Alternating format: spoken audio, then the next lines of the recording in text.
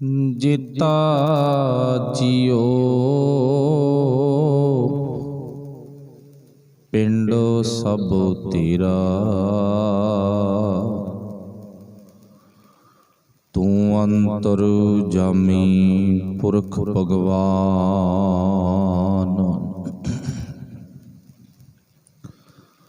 ਦਾਸਨੋ ਦਾਸ ਕਹੈ ਜਨ ਨਾਨਕ, ਜਿਹਾ ਤੂੰ ਕਰਾਈ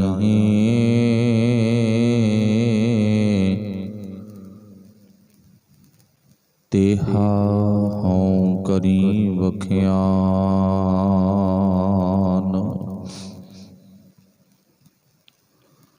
ਧੰਨ ਵਾਹਿਗੁਰੂ ਸਾਹਿਬ ਜੀਓ।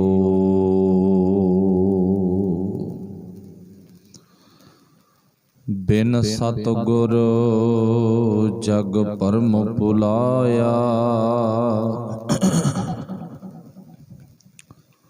ਹਰਿ ਕਾ ਮਹਿਲ ਨਾ ਪਾਇਆ ਰਾਮ।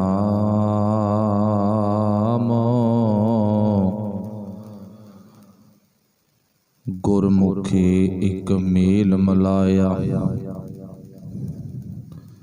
ਤਿਨ ਕੇ ਦੁਖ ਗਵਾਇਆ ਰਾਮ।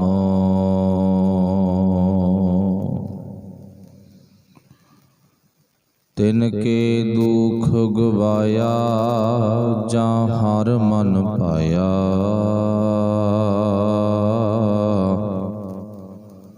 ਸਦਾ ਗਾਵਹਿ ਰੰਗ ਰਾਤੀ, ਹਰ ਕੇ ਭਗਤ ਸਦਾ ਜਨ ਨਿਰਮਲ।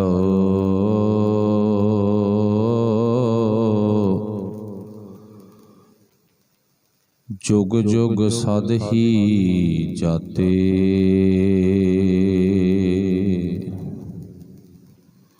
ਸਾਚੀ ਭਗਤ ਕਰਹਿ ਦਰ ਜਾਪੇ।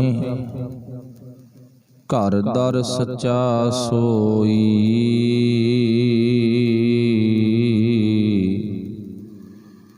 ਨਾਨਕ ਸੱਚਾ ਸੁਹੇਲਾ ਸੱਚਾ। ਸੱਚ ਬਾਣੀ ਸ਼ਬਦੇ ਹੀ ਸੁਖ ਹੋਈ। ਨਾਨਕ ਸੱਚਾ ਸੁਹੇਲਾ ਸੱਚਾ। ਸਚ ਬਾਣੀ ਸ਼ਬਦੇ ਹੀ ਸੁਖ ਹੋਈ।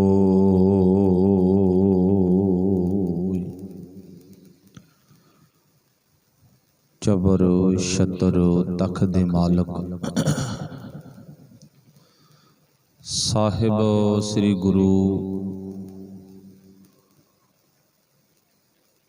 ਗ੍ਰੰਥ ਸਾਹਿਬ ਮਹਾਰਾਜ ਸੱਚੇ ਪਾਤਸ਼ਾਹ ਜੀ ਦੀ ਪਾਵਨ ਪਵਿੱਤਰ ਹਜ਼ੂਰੀ ਦੇ ਵਿੱਚ ਜੁੜ ਬੈਠੇ ਗੁਰੂ ਪਿਆਰਿਓ, ਆਪ ਬੜੇ ਹੀ ਧੰਨਤਾ ਦੇ ਯੋਗ ਹੋ। ਸਾਹਿਬਾਂ ਦੀ ਪਾਵਨ ਬਾਣੀ ਸੁਣਨ ਸਮਝਣ ਦੇ ਲਈ ਆਪਾਂ ਗੁਰੂ ਪਾਤਸ਼ਾਹ ਜੀ ਦੇ ਪਾਵਨ ਚਰਨਾਂ ਦਾ ਆਸਰਾ ਤੱਕਦੇ ਹਾਂ। ਪਾਤਸ਼ਾਹ ਭਲਾ ਕਰਨ, ਮਿਹਰ ਕਰਨ, ਅਸੀਂ ਆਪਣੀ ਸੁਰਤ ਨੂੰ ਫੁਰਨਿਆਂ ਤੋਂ, ਵਾਧੂ ਦੇ ਖਿਆਲਾਂ ਤੋਂ ਰਹਿਤ ਕਰਕੇ ਗੁਰਮਤਿ ਦਾ ਉਪਦੇਸ਼ ਦ੍ਰਿੜ ਕਰ ਸਕੇ। ਆਓ ਜੋ ਆਪਾਂ ਅੱਜ ਦਾ ਸ਼ਬਦ ਗੈਨ ਕੀਤਾ ਹੈ, ਇਸੇ ਹੀ ਪਾਵਨ ਬੰਦ ਸ਼ਬਦ ਦੇ ਅੰਦਰ ਗੁਰਦੇਵ ਪਾਤਸ਼ਾਹ ਨੇ ਕੀ ਜ਼ਿਕਰ ਕੀਤਾ, ਉਸ ਨੂੰ ਆਪਾਂ ਗੁਰੂ ਤੋਂ ਪੁੱਛਾਂਗੇ। ਬਾਣੀ ਦੀ ਵਿਚਾਰ ਆਰੰਭ ਕਰਨ ਤੋਂ ਪਹਿਲਾਂ ਆਪਸ ਵਿੱਚ ਗੁਰਫਤਿਹ ਦੀ ਸਾਂਝ ਪਾਉਣੀ। ਸਭ ਨੇ ਬੋਲਣਾ ਜੀ ਆਖਿਓ ਵਾਹਿਗੁਰੂ ਜੀ ਕਾ ਖਾਲਸਾ, ਵਾਹਿਗੁਰੂ ਜੀ ਕੀ ਫਤਿਹ। ਸਤਿਗੁਰੂ ਪਾਤਸ਼ਾਹ ਜੀ ਨੇ ਅੱਜ ਦੇ ਇਸ ਪਾਵਨ ਉਪਦੇਸ਼ ਵਿੱਚ ਜ਼ਿਕਰ ਕੀਤਾ ਬਿਨ ਸਤਿਗੁਰ ਜਗ ਭਰਮ ਭੁਲਾਇਆ। ਪਾਤਸ਼ਾਹ ਨੇ ਗੁਰੂ ਕੇ ਉਪਦੇਸ਼ ਦੇ ਵਿੱਚੋਂ ਸਾਨੂੰ ਬੜਾ ਸੋਹਣਾ ਗਿਆਨ ਬਖਸ਼ਿਸ਼ ਕੀਤਾ ਗਾ। ਜੇ ਮਨੁੱਖ ਸਮਝੇ ਤਾਂ ਪਾਤਸ਼ਾਹ ਜੀ ਕਹਿੰਦੇ ਨਾ, ਬਿਨਾਂ ਸਤਿਗੁਰ ਤੋਂ ਜਗਤ ਆ ਜਿਹੜਾ ਭਾਈ ਇਹ ਭਰਮ ਦੇ ਵਿੱਚ ਫਸਿਆ ਹੋਇਆ। ਬਿਨ ਸ਼ਬਦ ਹੈ ਸਭ ਜਗ ਵਰਾਨਾ। ਸ਼ਬਦ ਤੋਂ ਬਿਨਾ ਪੂਰੇ ਦਾ ਪੂਰਾ ਜਗਤ ਕੁਝ ਕੋ ਰੱਬੀ ਪਿਆਰਿਆਂ ਨੂੰ ਛੱਡ ਕੇ ਬਾਕੀ ਸਭ ਹੀ ਭਾਈ ਭਟਕਣਾ ਦੇ ਵਿੱਚ ਫਸੇ ਹੋਏ ਨੇ। ਕੀ ਛੋਟਾ ਤੇ ਕੀ ਵੱਡਾ। ਮਾਇਆ ਮਮਤਾ ਮੋਹਣੀ ਜਿਨ ਬਿਨ ਤਨ ਤਾਂ ਜਗ ਖਾਇਆ। ਇਸ ਸੰਸਾਰ ਦੇ ਵਿੱਚ ਸਾਰਿਆਂ ਤੇ ਆਪਣਾ ਡੰਗ ਚਲਾ ਗਿਆ। ਮਾਇਆ ਮਮਤਾ ਮੋਹਣੀ, ਜਿਸ ਮਨ ਨੂੰ ਮੋਹਣ ਵਾਲੀ ਮਾਇਆ ਨੇ ਪੂਰੇ ਜਗਤ ਨੂੰ ਆਪਣੇ ਜੀਵਨ ਦੇ ਵਿੱਚ ਗਲਸ ਲਿਆ ਹੈ। ਮਾਇਆ ਮਮਤਾ ਮੋਹਣੀ ਜਿਨ ਬਿਨ ਦੰਤਾ ਜਗ ਖਾਇਆ। ਮਨਮੁਖ ਖਾਦੇ, ਮਨਮੁਖਾਂ ਨੂੰ ਖਾ ਗਈ। ਗੁਰਮੁਖ ਉਭਰੇ, ਉਭਰੇ ਤੋਂ ਭਾਵ ਵਚ ਜਾਣਾ। ਮਨਮੁਖਾਂ ਨੂੰ ਖਾ ਗਈ ਤੇ ਗੁਰਮੁਖ ਵਚ ਗਏ। ਮਨਮੁਖ ਖਾਦੇ ਗੁਰਮੁਖ ਉਭਰੇ, ਜਿਨੀ ਸੱਚ ਨਾਮ ਚਿਤ ਲਾਇਆ। ਜਿਨ੍ਹਾਂ ਨੇ ਸੱਚੇ ਉਪਦੇਸ਼ ਨਾਲ ਗਿਆਨ ਦੇ ਨਾਲ ਆਪਣਾ ਚਿੱਤ ਜੋੜਿਆ। ਇੱਥੇ ਸਰੀਰ ਦੀ ਗੱਲ ਨਹੀਂ ਵੀ ਸਰੀਰ ਜੋੜਿਆ, ਜਿਨ੍ਹਾਂ ਨੇ ਆਪਣਾ ਚਿੱਤ ਜੋੜਿਆ ਸੱਚੇ ਨਾਮ ਦੇ ਨਾਲ। ਜਿਨੀ ਸੱਚ ਨਾਮ ਚਿੱਤ ਲਾਇਆ। ਤੇ ਫਿਰ ਇੱਥੇ ਕੀ ਕਿਹਾ ਪਾਤਸ਼ਾਹ ਨੇ, ਕਹਿੰਦੇ ਬਿਨ ਸਤਿਗੁਰ ਜਗ ਭਰਮ ਭੁਲਾਇਆ। ਸੱਚੇ ਸਤਿਗੁਰ ਤੋਂ ਬਿਨਾ, ਗਿਆਨ ਤੋਂ ਬਿਨਾ, ਸੱਚੇ ਨਾਮ ਤੋਂ ਬਿਨਾ ਜਗਤ ਭਾਈ ਭੁਲੇਖਿਆਂ ਦਾ ਸ਼ਿਕਾਰ ਹੋ ਗਿਆ। ਇਹ ਭਟਕਣਾ ਦੇ ਵਿੱਚ ਫਸ ਗਿਆ। ਹੁਣ ਇੱਥੇ ਪਾਤਸ਼ਾਹ ਨੇ ਅੱਗੇ ਗੱਲ ਨੂੰ ਵਧਾਉਂਦਿਆਂ ਕਿਹਾ, ਕਹਿੰਦੇ ਭੁਲੇਖਿਆਂ ਦਾ ਸ਼ਿਕਾਰ ਹੋਇਆ ਬੰਦਾ ਭਟਕ ਰਿਹਾ, ਥਾਂ ਥਾਂ ਤੇ ਠੋਕਰਾਂ ਖਾ ਰਿਹਾ, ਤਕਲੀਫਾਂ ਚੱਲ ਰਿਹਾ ਗਾ। ਤੇ ਅਗਲੀ ਗੱਲ, ਜਿਹੜਾ ਹੁਣ ਇਸ ਭਟਕਣਾ ਤੋਂ ਬਚ ਗਿਆ, ਭਰਮ ਭੁਲੇਖੇ ਤੋਂ ਬਚ ਗਿਆ, ਭਰਮ ਤੋਂ ਬਚ ਗਿਆ ਨਾ, ਭੁਲੇਖਿਆਂ ਦਾ ਸ਼ਿਕਾਰ ਨਹੀਂ ਹੋਇਆ, ਜਿਨ੍ਹਾਂ ਨੇ ਆਪਣਾ ਮਨ ਸੱਚੇ ਨਾਮ ਨਾਲ ਜੋੜ ਲਿਆ। ਜਿਨੀ ਸੱਚ ਨਾਮ ਚਿਤ ਲਾਇਆ। ਜਿਨ੍ਹਾਂ ਨੇ ਆਪਣਾ ਮਨ ਸੱਚੇ ਨਾਮ ਨਾਲ ਚਿੱਤ ਜੋੜ ਲਿਆ, ਪਾਤਸ਼ਾਹ ਜੀ ਕਹਿੰਦੇ ਉਹ ਬਚ ਗਏ ਭਾਈ। ਉਹਨਾਂ ਦੇ ਜੀਵਨ ਵਿੱਚ ਉਹਨਾਂ ਨੂੰ ਐਸਾ ਇੱਕ ਰੂਹਾਨੀਅਤ ਉਹ ਪਾਤਸ਼ਾਹ ਨੇ ਮਹੱਲ ਬਖਸ਼ਿਆ ਗਾ, ਇੱਕ ਘਰ ਬਖਸ਼ਿਆ ਉਹਨਾਂ ਨੂੰ। ਇੱਕ ਘਰ ਦੇ ਵਿੱਚ ਰਹਿਣ ਦੀ ਇਜਾਜ਼ਤ ਮਿਲ ਗਈ, ਇੱਕ ਉਹਨਾਂ ਨੂੰ ਘਰ ਵਿੱਚ ਰਹਿਣ ਦਾ ਸੋਹਣਾ ਵਕਤ ਮਿਲ ਗਿਆ। ਉਹ ਕਿਹੜਾ ਘਰ ਹੈ ਉਹ ਆਪਾਂ ਗੁਰੂ ਨੂੰ ਪੁੱਛਾਂਗੇ। ਵੈਸੇ ਉਸ ਘਰ ਦੇ ਸੰਬੰਧੀ ਪਾਤਸ਼ਾਹ ਨੇ ਬਾਣੀ ਵਿੱਚ ਬਹੁਤ ਕੁਝ ਲਿਖਿਆ ਹੈਗਾ। ਤੇ ਨਹੀਂ, ਹਰ ਇੱਕ ਮਨੁੱਖ ਨੇ ਭਰਮ ਭਟਕਣਾ ਦੇ ਵਿੱਚ ਫਸ ਕੇ ਆਪਣੇ ਜੀਵਨ ਨੂੰ ਜਿਸ ਸਮੇਂ ਦੇ ਵਿੱਚ ਰੱਖ ਰਿਹਾ ਗਾ, ਜਿਸ ਸਮੇਂ ਦੇ ਰਾਹੀਂ ਇਹ ਬਤੀਤ ਕਰ ਰਿਹਾ ਨਾ, ਇਹਨੇ ਓਨੇ ਕੀ ਦਾਇਰੇ ਨੂੰ ਆਪਣੇ ਆਪ ਨੂੰ ਬਹੁਤ ਵੱਡਾ ਮੰਨ ਲਿਆ। ਕੂਪ ਭਰਿਓ ਜੈਸੇ ਦਾਦਰਾ, ਕਛ ਦੇਸ਼ ਵਿਦੇਸ਼ ਨਾ ਬੂਝ। ਜੇ ਤਾਂ ਗੁਰੂ ਦੇ ਆਖੇ ਲਾਗੇ ਪਾਤਸ਼ਾਹ ਕਹਿੰਦੇ ਫਿਰ ਤਾਂ ਵਾਹਿਗੁਰੂ ਨੇ ਸਾਨੂੰ ਇੱਕ ਘਰ ਦਿੱਤਾ। ਹੁਣ ਇੱਥੇ ਸਰੀਰਕ ਮਕਾਨ ਦੀ ਗੱਲ ਨਹੀਂ, ਜਿਹੜੇ ਵਿੱਚ ਸਰੀਰ ਰਹਿੰਦਾ ਨਾ ਉਹ ਮਕਾਨ, ਉਹ ਘਰ ਦੀ ਗੱਲ ਨਹੀਂ। ਇੱਥੇ ਘਰ ਕਿਹੜਾ ਗਾ ਉਹ ਵਾਹਿਗੁਰੂ ਨੇ ਗੁਰਬਾਣੀ ਦੇ ਵਿੱਚ ਸਾਨੂੰ ਦੱਸਣਾ ਵੀ ਉਹ ਘਰ ਕਿਹੜਾ ਗਾ। ਤੇ ਨਹੀਂ, ਸਾਡੀ ਮਤ ਦੇ ਮੁਤਾਬਕ ਅਸੀਂ ਇੰਨੇ ਕੋ ਦਾਇਰੇ ਦੇ ਵਿੱਚ ਸੁੰਗੜ ਕੇ ਰਹਿ ਗਏ। ਜਿਵੇਂ ਕਿ ਐਗਜ਼ਾਮਪਲ ਉਦਾਹਰਣ ਪਾਤਸ਼ਾਹ ਨੇ ਇਹ ਦਿੱਤੀ ਹੈ, ਦ੍ਰਿਸ਼ਟਾਂਤ, ਕਹਿੰਦੇ ਕੂਪ ਭਰਿਓ ਜੈਸੇ ਦਾਦਰਾ, ਕਛ ਦੇਸ ਵਿਦੇਸ਼ ਨਾ ਬੂਝ। ਜਿਵੇਂ ਖੂਹ ਦਾ ਡੱਡੂ ਖੂਹ ਦੇ ਵਿੱਚ ਰਹਿੰਦਾ ਹੋਇਆ ਆਪਣੇ ਆਪ ਨੂੰ ਮੰਨੀ ਬੈਠਾ, ਕਹਿੰਦਾ ਜਿਸ ਦੁਨੀਆ ਵਿੱਚ ਮੈਂ ਰਹਿਣਾ ਨਾ, ਬਸ ਇਹੀ ਸਭ ਤੋਂ ਵੱਡੀ ਦੁਨੀਆ, ਇਦੋਂ ਅੱਗੇ ਕੁਛ ਨਹੀਂ ਹੈ। ਇੱਥੇ ਪਹਿਲਾਂ ਵੇਖਣਾ ਪਊ ਆਪਾਂ ਨੂੰ ਵੀ ਜਿਨ੍ਹਾਂ ਰੱਬੀ ਪਿਆਰਿਆਂ ਨੇ ਗੁਰੂ ਕੀ ਪਾਵਨ ਬਾਣੀ ਨੂੰ ਉਚਾਰਨ ਕੀਤਾ, ਲਿਖਿਆ, ਉਹਨਾਂ ਨੇ ਪਸ਼ੂ ਪੰਛੀ ਜੀਵਾਂ ਤੇ ਉਦਾਹਰਨਾਂ ਦੇਣ ਤੋਂ ਪਹਿਲਾਂ ਕਿੰਨੀ ਮਿਹਨਤ ਕੀਤੀ ਹੋਣੀ ਆ। ਆਪਾਂ ਉਨੀ ਮਿਹਨਤ ਨਹੀਂ, ਆਪਾਂ ਤਾਂ ਕੇਵਲ ਉਹਨਾਂ ਦੇ ਲਿਖੇ ਹੋਏ ਬੋਲਾਂ ਨੂੰ ਪੜ੍ਹ ਕੇ ਅੰਦਾਜ਼ਾ ਲਾਉਨੇ ਆ, ਆਪਾਂ ਪ੍ਰੈਕਟੀਕਲ ਰੂਪ ਦੇ ਵਿੱਚ ਨਹੀਂ ਵੇਖਦੇਗੇ। ਹੁਣ ਇਹ ਜਿਹੜਾ ਸ਼ਬਦ ਆਪਾਂ ਪੜ੍ਹਿਆ ਨਾ, ਚਲੋ ਵਾਹਿਗੁਰੂ ਭਲਾ ਕਰੇ, ਇਹ ਸ਼ਬਦ ਆ ਭਗਤ ਰਵਿਦਾਸ ਜੀ ਦਾ। ਤੇ ਭਗਤ ਰਵਿਦਾਸ ਜੀ ਦਾ ਜਿਹੜਾ ਜੀਵਨ ਆਗਾ ਉਹ ਜੁੜਿਆ ਹੋਇਆ ਕਿਰਤ ਨਾਲ, ਕੰਮ ਦੇ ਨਾਲ, ਇੱਕ ਵਾਹਿਗੁਰੂ ਪਰਮੇਸ਼ਰ ਦੇ ਨਾਲ, ਨਾਮ ਨਾਲ। ਹੁਣ ਜਦੋਂ ਭਗਤ ਰਵਿਦਾਸ ਜੀ ਦਾ ਧਿਆਨ ਪਰਮਾਤਮਾ ਨਾਲ ਆ, ਉਹਦਾ ਸਰੀਰ ਕਿਰਤ ਨਾਲ ਜੁੜਿਆ ਹੋਇਆ, ਤੇ ਉਹਨਾਂ ਦੇ ਦਿਮਾਗ ਵਿੱਚ ਇਹ ਫੁਰਨੇ, ਇਹ ਖਿਆਲ ਕਿਉਂ ਤੇ ਕਿਵੇਂ ਬਣੇ, ਇਹ ਵੇਖਣਾ ਆਪਾਂ। ਹੁਣ ਇੱਥੋਂ ਸਿੱਧੇ ਹੀ ਨਹੀਂ ਹੁੰਦਾ ਵੀ ਉਹ ਕੇਵਲ ਇੱਕ ਦਾਇਰੇ ਵਿੱਚ ਰਹਿਣ ਵਾਲੇ ਲੋਕ ਨੇ, ਨਹੀਂ ਭਾਈ, ਉਹ ਤਾਂ ਆਪਣੇ ਮਾਲਕ ਵੱਲੋਂ ਬਖਸ਼ਿਸ਼ ਕੀਤੇ ਹੋਏ ਸ਼ੁੱਧ ਸਵਰੂਪ ਸੁਰਤ ਰੂਪੀ ਘਰ ਦੇ ਵਿੱਚ ਉਡਾਰੀਆਂ ਮਾਰ ਰਹੇ ਨੇ। ਉਡਾਰੀਆਂ ਇਸ ਤਰੀਕੇ ਨਾਲ ਮਾਰਦੇ ਨੇ, ਜਿਸ ਵੀ ਜਗ੍ਹਾ ਤੇ ਜਾਂਦੇ ਆ ਉਹਨਾਂ ਨੇ ਆਪਣੇ ਵੱਲੋਂ ਆਪਣੇ ਆਪ ਨੂੰ ਰੋਕਿਆ, ਉੱਥੇ ਖੜ ਕੇ ਹੀ ਰੱਬ ਦਾ ਸ਼ੁਕਰ ਕੀਤਾ। ਉਹਨਾਂ ਦੇ ਜੀਵਨ ਵਿੱਚ ਜੋ ਉਹਨਾਂ ਨੇ ਆਪਣੀਆਂ ਅੱਖਾਂ ਨਾਲ ਵੇਖਿਆ, ਜੋ ਸੁਣਿਆ, ਉਹਦੇ ਮੁਤਾਬਕ ਕੋਮਲਤਾ ਦਾ ਜਨਮ ਆਪਣੇ ਜੀਵਨ ਦੇ ਵਿੱਚ ਪੈਦਾ ਕੀਤਾ। ਫਿਰ ਕੋਮਲਤਾ ਦੇ ਵਿੱਚੋਂ ਵਿਵੇਕਤਾ ਦਾ ਜਨਮ ਹੋਇਆ। ਉਹਨਾਂ ਦੀ ਜੀਵਨ ਦੀ ਗਾਥਾ, ਪਹਿਲਾਂ ਕੋਮਲਤਾ ਭਾਵ ਅੰਦਰ ਦਾ ਨਿਮਰਤਾ ਵਾਲਾ ਸੁਭਾਅ, ਤੇ ਦੂਜਾ ਨਿਮਰਤਾ ਵਾਲੇ ਕੋਮਲਤਾ ਵਾਲੇ ਸੁਭਾਅ ਦੇ ਵਿੱਚੋਂ ਫਿਰ ਵਿਵੇਕ ਨੇ ਜਨਮ ਲੈਤਾ, ਸਿਆਣਪ ਨੇ ਜਨਮ ਲੈਤਾ। ਫਿਰ ਉਹਨਾਂ ਨੇ ਕੋਮਲਤਾ ਦੇ ਵਿੱਚੋਂ ਵਿਵੇਕ ਨੂੰ ਜਨਮ ਦਵਾ ਕੇ ਉਹ ਵਿਵੇਕ ਬੁੱਧੀ ਦੇ ਰਾਹੀਂ ਜਿੱਥੇ ਵੀ ਜਾਂਦੇ ਸੀ, ਉੱਥੇ ਜਾ ਕੇ ਹੀ ਉਹ ਕੁਝ ਨਾ ਕੁਝ ਸਿੱਖਦੇ ਨੇ ਤੇ ਆਪਣੀ ਡਾਇਰੀ ਦੇ ਵਿੱਚ ਨੋਟ ਕਰ ਲੈਂਦੇ ਨੇ। ਫਿਰ ਉਹ ਡਾਇਰੀ ਬਾਬੇ ਨਾਨਕ ਦੇ ਹੱਥ ਲੱਗੀ ਆ, ਭਾਵ ਬਾਬੇ ਨਾਨਕ ਨੇ ਫਿਰ ਉਹਨਾਂ ਦੀ ਗੁਰਬਾਣੀ, ਉਹਨਾਂ ਦੇ ਉਪਦੇਸ਼ ਨੂੰ ਗੁਰੂ ਕੀ ਬਾਣੀ ਵਿੱਚ ਲੈ ਕੇ ਆਂਦਾ। ਮੇਰੇ ਕਹਿਣ ਤੋਂ ਭਾਵ, ਜੇ ਭਗਤ ਰਵਿਦਾਸ ਜੀ ਖੂਹ ਦੇ ਨੇੜੇ ਖੜੇ ਆ ਨਾ, ਉਹਨਾਂ ਦਾ ਜੀਵਨ ਕੋਮਲ,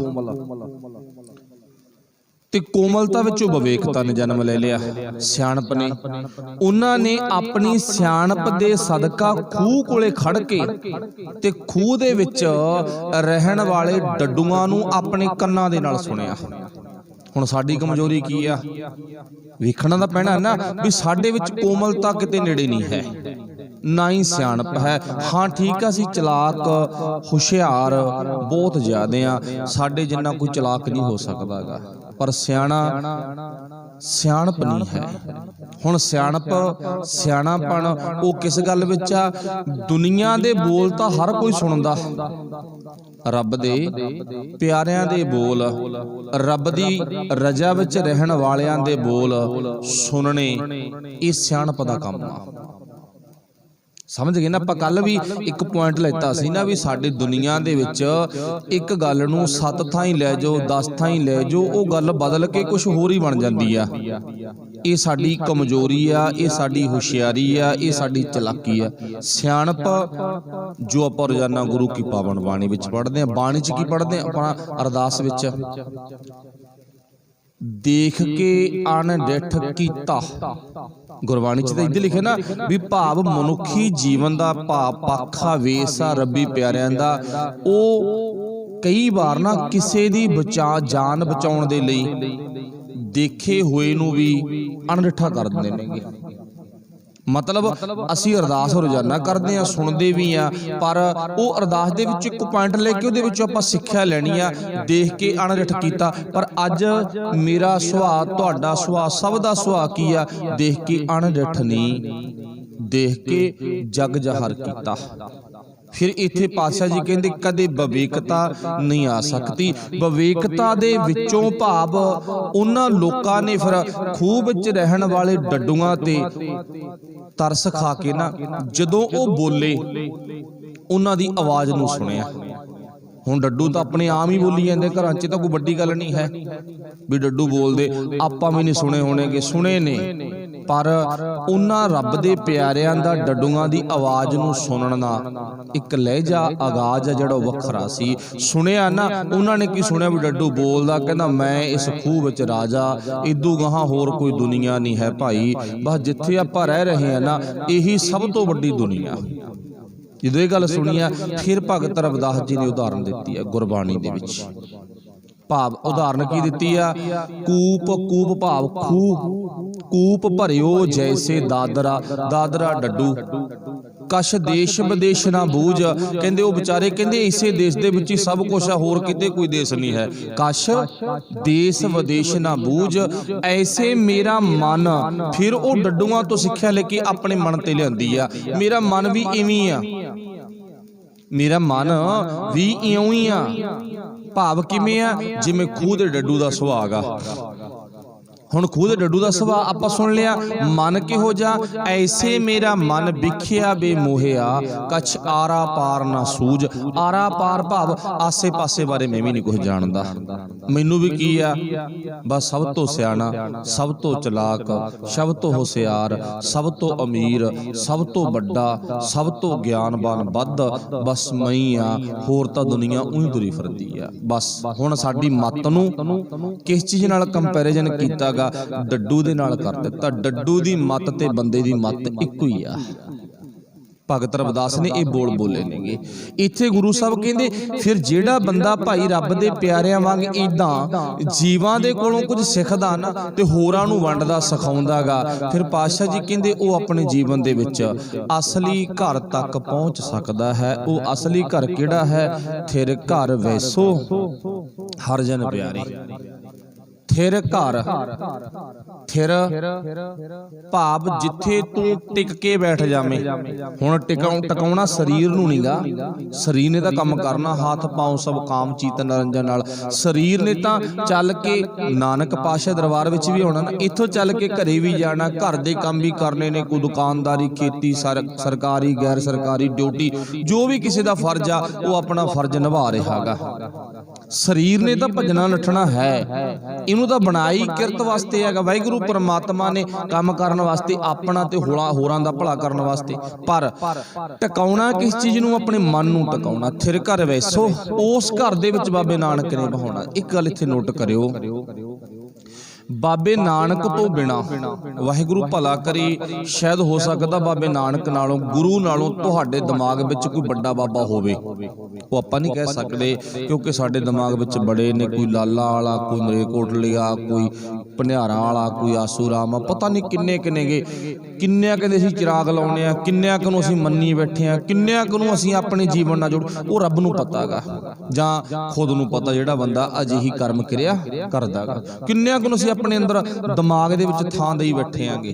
तां पातशाह जी कहंदे नहीं, एक तो बिना होर नूं थां नहीं मिलनी चाहिदी, एक तो बिना दूजे नूं कोई। बस हर एक सदा है अमर, इक्को हर चित धर, एक दे नाल ही भाव असीं जुड़ के रहना, एक दे हुक्म नूं सुन के मनना है। बाकी सब कुछ रब दे प्यारे ने रद्द कर दिता। रब दे प्यारे तां फिर रजो तमो सतो गुण, रज तम सत गुण कहिए, ये सब माया। गुरु पातशाह जी कहते गुणा दे अधीन चलन वाला माया दे विच फसिया पिया। आपां कल भी पॉइंट लेता सी, कोई नहीं बच सकियागा।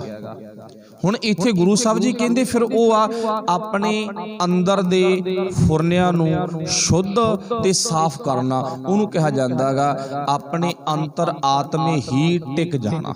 वाहिगुरू भला करे, शायद जिहड़ी अज दी विचार आ माफ करना भी साडे ध्यान विच ना आवे, तां जे ना आई ना जरूर पुछ लिओ। जिहड़ी गल अज गुरु बाबा नानक तीजे रूप च कह रहा भी अपने आप विच टिकना, कोई स्पैशल घर विच नहीं टिकना गा भी कोई स्पैशल घर, कोई स्पैशल थां, कोई स्पैशल जगह, उत्थे जाके नहीं, अपने आप विच टिकना। फिर पातशाह जिक्र की कीता, कहंदे जगत पूरे दा पूरा भटकना दे विच कोई नहीं टिक रहा हैगा। ਕੋਈ ਵੀ ਆਪਣੇ ਆਪ ਵਿੱਚ ਨਹੀਂ ਟਿਕ ਰਿਹਾ ਗਾ। ਹੁਣ ਆਪਣੇ ਆਪ ਵਿੱਚ ਕੀ ਟਿਕਣਾਗਾ? ਸਿਆਣੇ ਬਣ ਕੇ ਆਪਣੇ ਦਿਮਾਗ ਤੋਂ ਵਾਧੂ ਫੁਰਨਿਆਂ ਦਾ ਬੋਝ ਲਾ ਕੇ, ਵਾਧੂ ਸੁਰਤ ਤੋਂ ਨਾ ਖਿਆਲਾਂ ਦਾ ਬੋਝ ਲਾ ਕੇ ਫਿਰ ਅਸੀਂ ਆਪਣੀ ਸੁਰਤ ਨੂੰ ਸਾਫ਼ ਕਰ ਸਕਦੇ ਹਾਂ। ਆਪਣੀ ਸੁਰਤ ਨੂੰ ਫਿਰ ਸਾਫ਼ ਕਰ ਸਕਦੇ ਆ। ਨਹੀਂ ਸੁਰਤ ਸਾਫ਼ ਨਹੀਂ, ਸੁਰਤ ਗੰਦਲੀ ਹੋਈ ਪਈ ਸਾਡੀ। ਹੁਣ ਚੇਤਾ ਰੱਖੋ ਤੁਸੀਂ ਸਾਰੇ, ਆਪਾਂ ਅੰਮ੍ਰਿਤ ਵੇਲੇ ਉੱਠਦੇ ਆ, ਕੋਈ ਅੱਧਾ ਘੰਟਾ 20 ਮਿੰਟ ਰੱਬ ਜੀ ਦਾ ਸ਼ੁਕਰ ਕਰਦੇ ਆ, ਧੰਨਵਾਦ ਕਰਦੇ ਆ, ਉਹਦੇ ਗੁਣ ਗਾਉਂਦੇ ਆ। ਇਹ ਗੱਲ ਧਿਆਨ 'ਚ ਰੱਖਿਓ ਵੀ ਜਦੋਂ ਆਪਾਂ ਵਾਹਿਗੁਰੂ ਦਾ ਸਿਮਰਨ ਕਰਦੇ ਆ ਨਾ, ਜਿੰਨਾ ਵੀ ਵਕਤ ਆਪਣੇ ਕੋਲ ਹੈ, ਆਪਣੇ ਵਕਤ ਦੇ ਦੌਰਾਨ ਇੱਕ ਗੱਲ ਖਾਸ ਧਿਆਨ ਰੱਖਿਓ ਉਹਦੇ ਵਿੱਚ ਵੀ ਉਸ ਟਾਈਮ ਤੇ ਆਪਣੇ ਦਿਮਾਗ ਵਿੱਚ ਪਰਮਾਤਮਾ ਦੀ ਕੋਈ ਸ਼ਕਲ ਨਹੀਂ ਹੁੰਦੀ। ਉਹ ਰੱਬ ਜੀ ਦਾ ਕੋਈ ਸਪੈਸ਼ਲ ਸਵਰੂਪ ਨਹੀਂ ਬਣਦਾਗਾ। ਜੀਵ ਕਹਿ ਰਹੀ ਆ ਵਾਹਿਗੁਰੂ ਵਾਹਿਗੁਰੂ ਵਾਹਿਗੁਰੂ ਵਾਹਿਗੁਰੂ। ਜਿਹੜੀ ਸੁਰਤ ਆ ਉਹ ਜਿਹੜਾ ਸਾਡੇ ਜੀਵਨ ਦੇ ਵਿੱਚ ਸਾਡੇ ਸਭ ਤੋਂ ਨੇੜੇ ਆ, ਉੱਥੇ ਤੁਰਿਆ ਫਿਰਦਾਗਾ। ਸੁਰਤ ਉੱਥੇ ਉਹਦੇ ਨਾਲ ਗੱਲਾਂ ਕਰੀ ਜਾਂਦੀ ਹੈਗੀ। ਮੰਨ ਲਓ ਆਪਣੀ ਕਿਸੇ ਨਾਲ ਦੁਸ਼ਮਣੀ ਆ, ਹੁਣ ਮਨ ਆ ਜਿਹੜਾ ਉਹਦੇ ਕੋਲੇ ਵਗ ਗਿਆ, ਅੱਜ ਕੀ ਬਣੂ, ਅੱਜ ਥਾਣੇ ਜਾਣਾ, ਪੰਚਾਇਤ ਜਾਣਾ। ਬੱਚਾ ਨਲਾਇਕ ਹੈ, ਸੁਰਤ ਉਧਰ ਵਗ ਗਈ। ਮਤਲਬ ਜਿਹੜਾ ਸਾਡੇ ਮਨ ਦੇ ਸਭ ਤੋਂ ਨਜ਼ਦੀਕ ਆ, ਕਿਸੇ ਨੂੰ ਅਸੀਂ ਸਰੀਰਕ ਤਲ ਤੇ ਰਿਸ਼ਤੇਦਾਰ, ਭੈਣ ਭਾਈ, ਮਿੱਤਰ ਪਿਆਰੇ, ਉਹਨਾਂ ਨੂੰ ਪਿਆਰ ਕਰਦੇ ਆ, ਸੁਰਤ ਉਹਨਾਂ ਕੋਲੇ ਵਗ ਗਈ। ਜੇ ਸਾਡਾ ਧਿਆਨ ਖਾਣ ਪੀਣ ਜੁੜਿਆ ਹੋਇਆ ਨਾ, ਲੀੜੇ ਕੱਪੜੇ ਜੁੜਿਆ ਹੋਇਆ, ਜ਼ੁਬਾਨ ਬੋਲ ਰਹੀ ਹੈ ਵਾਹਿਗੁਰੂ ਵਾਹਿਗੁਰੂ ਵਾਹਿਗੁਰੂ, ਪਰ ਸੁਰਤ ਖਾਣ ਪੀਣ ਹੰਡਾਉਣ ਵਿੱਚ ਤੁਰੀ ਫਿਰਦੀ ਆ। ਇਹੀ ਸਾਖੀ ਬਾਬੇ ਨਾਨਕ ਦੇ ਜੀਵਨ ਚ ਆਉਂਦੀ ਹੈ ਨਾ। ਤੇ ਹੁਣ ਕਾਜੀ ਕਹਿੰਦਾ ਮੈਂ ਨਵਾਜ਼ ਪੜਾਂਗਾ, ਤੇ ਮੌਕੇ ਦਾ ਰਾਜਾ ਉਹ ਕਹਿੰਦਾ ਮੈਂ ਨਵਾਜ਼ ਪੜਾਂਗਾ। ਜੋ ਸੁਲਤਾਨਪੁਰ ਧਰਤੀ ਤੇ ਪਾਤਸ਼ਾਹ ਜੀ ਦੇ ਜੀਵਨ ਦਾ ਵਰਤਾਂਤ ਹੈ ਨਾ, ਹੁਣ ਪਾਤਸ਼ਾਹ ਨੂੰ ਦੱਸ ਦਿੱਤਾ ਵੀ ਤੁਸੀਂ ਦੋਵੇਂ ਨਵਾਜ਼ ਪੜਨ ਤੋਂ ਰਹਿਤ ਸੀ, ਨਵਾਜ਼ ਦੋਵੇਂ ਨਹੀਂ ਪੜ ਸਕੇਗੇ। ਹੁਣ ਉੱਥੇ ਜਦੋਂ ਕਿਹਾ ਦੋਵੇਂ ਨਹੀਂ ਨਵਾਜ਼ ਪੜ ਸਕੇ, ਤਾਂ ਇੱਕ ਦੀ ਸੁਰਤ ਆਪਣੇ ਪਸ਼ੂ ਸਵਾਉਣ ਤੇ ਲੱਗੀ ਹੋਈ ਆ, ਤੇ ਇੱਕ ਦੀ ਸੁਰਤ ਆਪਣੇ ਏਰੀਏ ਨੂੰ ਛੱਡ ਕੇ ਹੋਰ ਏਰੀਆ 'ਚ ਘੋੜੇ ਖਰੀਦਣ ਦਾ ਕੰਮ ਕਰੀ ਜਾਂਦੀ ਆ। ਕੱਲ 2 ਲਿਆਂਦੇ ਸੀ, ਅੱਜ ਉਹਨਾਂ ਦਾ ਕਿੰਨਾ ਰੇਟ ਲੱਗੂਗਾ, ਤੇ ਉੱਥੋਂ ਮੈਂ ਕੈ ਲੈ ਕੇ ਆਉਂਗਾ, ਹੋਰ ਕਿੰਨੇ ਖਰੀਦਣੇ ਆ, ਕਿੰਨੇ ਵੇਚਣੇ ਆ। ਭਾਵ ਮਸੀਤ ਵਿੱਚ ਸਰੀਰ ਖੜਾਗਾ ਤੇ ਸੁਰਤ ਕਿਸੇ ਦੀ ਕਾਵਲ ਕੰਧਾਰ ਤੁਰੀ ਫਿਰਦੀ ਆ, ਕਿਸੇ ਦੀ ਆਪਣੇ ਘਰੇ ਘੋੜੀਆਂ ਸਵਾਉਣ 'ਚ ਤੁਰੀ ਫਿਰਦੀ ਆ। ਮਤਲਬ ਕਹਿਣ ਤੋਂ ਭਾਵ ਉਹੀ ਹਾਦਸਾ ਸਾਡੀ ਜੀਵਨ 'ਚ ਵਰਤਦਾਗਾ। ਪਾਤਸ਼ਾਹ ਜੀ ਕਹਿੰਦੇ ਜਿਹੜਾ ਸਾਡੇ ਸਭ ਤੋਂ ਨਜ਼ਦੀਕ ਆ ਨਾ, ਸਾਡੀ ਸੁਰਤ ਨਾਲ ਅਟੈਚਮੈਂਟ ਉਹਦੀ ਹੁੰਦੀ ਆ। ਤੇ ਹੁਣ ਅਸੀਂ ਬੜਾ ਯਤਨ ਕਰਦੇ ਆਂ, ਘੇਰ ਰੱਖਦੇ ਆਂਗੇ, ਪਰ ਘੇਰਿਆ ਨਹੀਂ ਜਾ ਸਕਦਾ। ਕਿਉਂ ਨਹੀਂ ਘੇਰਿਆ ਜਾ ਸਕਦਾ? ਕਿਉਂਕਿ ਉਸ ਦਿਨ ਆਪਾਂ ਆਪਣੇ ਫੁਰਨਿਆਂ ਨੂੰ ਹਟਾ ਸਕਦੇ ਹਾਂ ਜਦੋਂ ਆਪਾਂ ਆਪਣੇ ਜੀਵਨ ਦੇ ਵਿੱਚ ਅਭਿਆਸ ਵਧਾ ਦਿੱਤਾ। ਹੁਣ ਅਭਿਆਸ ਕੀ ਆ? 15 ਦਿਨਾਂ ਚੋਂ 1 ਦਿਨ। ਅਭਿਆਸ ਕੀ ਆ? ਮਹੀਨੇ ਚੋਂ 1 ਦਿਨ। ਅਭਿਆਸ ਕੀ ਹੈਗਾ? ਸਾਲ ਦੇ ਵਿੱਚੋਂ 1 ਦਿਨ। ਅੱਜ ਕੀ ਆ? ਵਿਸਾਖੀ ਆ, ਕਹਿੰਦਾ ਜਿੱਦਾਂ ਚੱਲਿਆ ਹੀ ਹੈ, ਕਹਿੰਦੇ ਸਾਰਾ ਪਿੰਡੀ ਜਾਊ, ਬਾਹਰੋਂ ਵੀ ਆਉਣਗੇ, ਆਪਾਂ ਚੱਲੇ ਆਉਣੇ, ਉਹਦੇ 2-2 3-3 ਗੇੜੇ ਵੀ ਲੱਗ ਜਾਂਦੇ ਨੇ। ਸ਼ਾਇਦ ਜਿਹੜਾ ਰੱਬ ਨੂੰ ਮਿਲਣਾ ਹੁੰਦਾ ਨਾ, ਚਲੋ ਮੰਨ ਲਓ ਵੀ ਦਿਨ ਮੰਨ ਲਿਆ ਵੀ ਸਾਡੇ ਦਿਮਾਗ ਦੇ ਵਿੱਚ ਹੈ ਵਿਸਾਖੀ ਆ, ਉਹ ਤਾਂ ਦੁਨੀਆ ਤੋਂ ਲੁਕ ਹੀ ਆ ਜਾਂਦਾ। ਬਹੁਤਿਆਂ ਦਾ ਸੁਭਾਅ ਗੇੜੇ ਫੇੜੇ ਕੱਢਣ ਦਾ। ਕਹਿਣ ਤੋਂ ਭਾਵ ਕਿਸੇ ਦਾ ਮਹੀਨਾ, ਕਿਸੇ ਦਾ ਸਾਲ, ਕਿਸੇ ਦਾ 6 ਮਹੀਨੇ, ਇਦਾਂ ਸਾਡਾ ਅਭਿਆਸ ਹੈਗਾ। ਹੁਣ ਬੱਚਾ ਹੈਗਾ ਸਾਲ ਭਰ ਸਕੂਲ ਜਾਂਦਾ ਹੈਗਾ, ਚਲੋ ਅੱਜ ਦੇ ਸਮੇਂ ਨੂੰ ਛੱਡ ਕੇ ਆਪਾਂ ਪਿੱਛੇ ਗੱਲ ਕਰੀਏ ਨਾ, ਤੇ ਜਿਹੜਾ ਸਿਆਣਾ ਨਾ ਉਹ ਕਦੇ ਗੈਰ ਹਾਜ਼ਰ ਨਹੀਂ ਹੁੰਦਾ। ਉਹ ਕਹਿੰਦਾ ਮੈਨੂੰ ਫਿਕਰ ਆ ਮੇਰੀ ਕਿਤੇ ਗੈਰ ਹਾਜ਼ਰੀ ਲੱਗ ਜੇ। ਉਹ ਕੋਸ਼ਿਸ਼ ਕਰਦਾ ਹਰ ਵਕਤ ਹਰ ਟਾਈਮ ਹਾਜ਼ਰ ਰਹਿਣ ਦੀ। ਇਸ ਕਰਕੇ ਗੁਰੂ ਦਾ ਪਿਆਰਾ ਉਹ ਆਪਣੇ ਮਾਲਕ ਦੇ ਸਕੂਲ ਵਿੱਚ ਹਰ ਟਾਈਮ ਹਰ ਵਕਤ ਹਾਜ਼ਰ ਰਹਿਣ ਦੀ ਗੱਲ ਕਰਦਾਗਾ।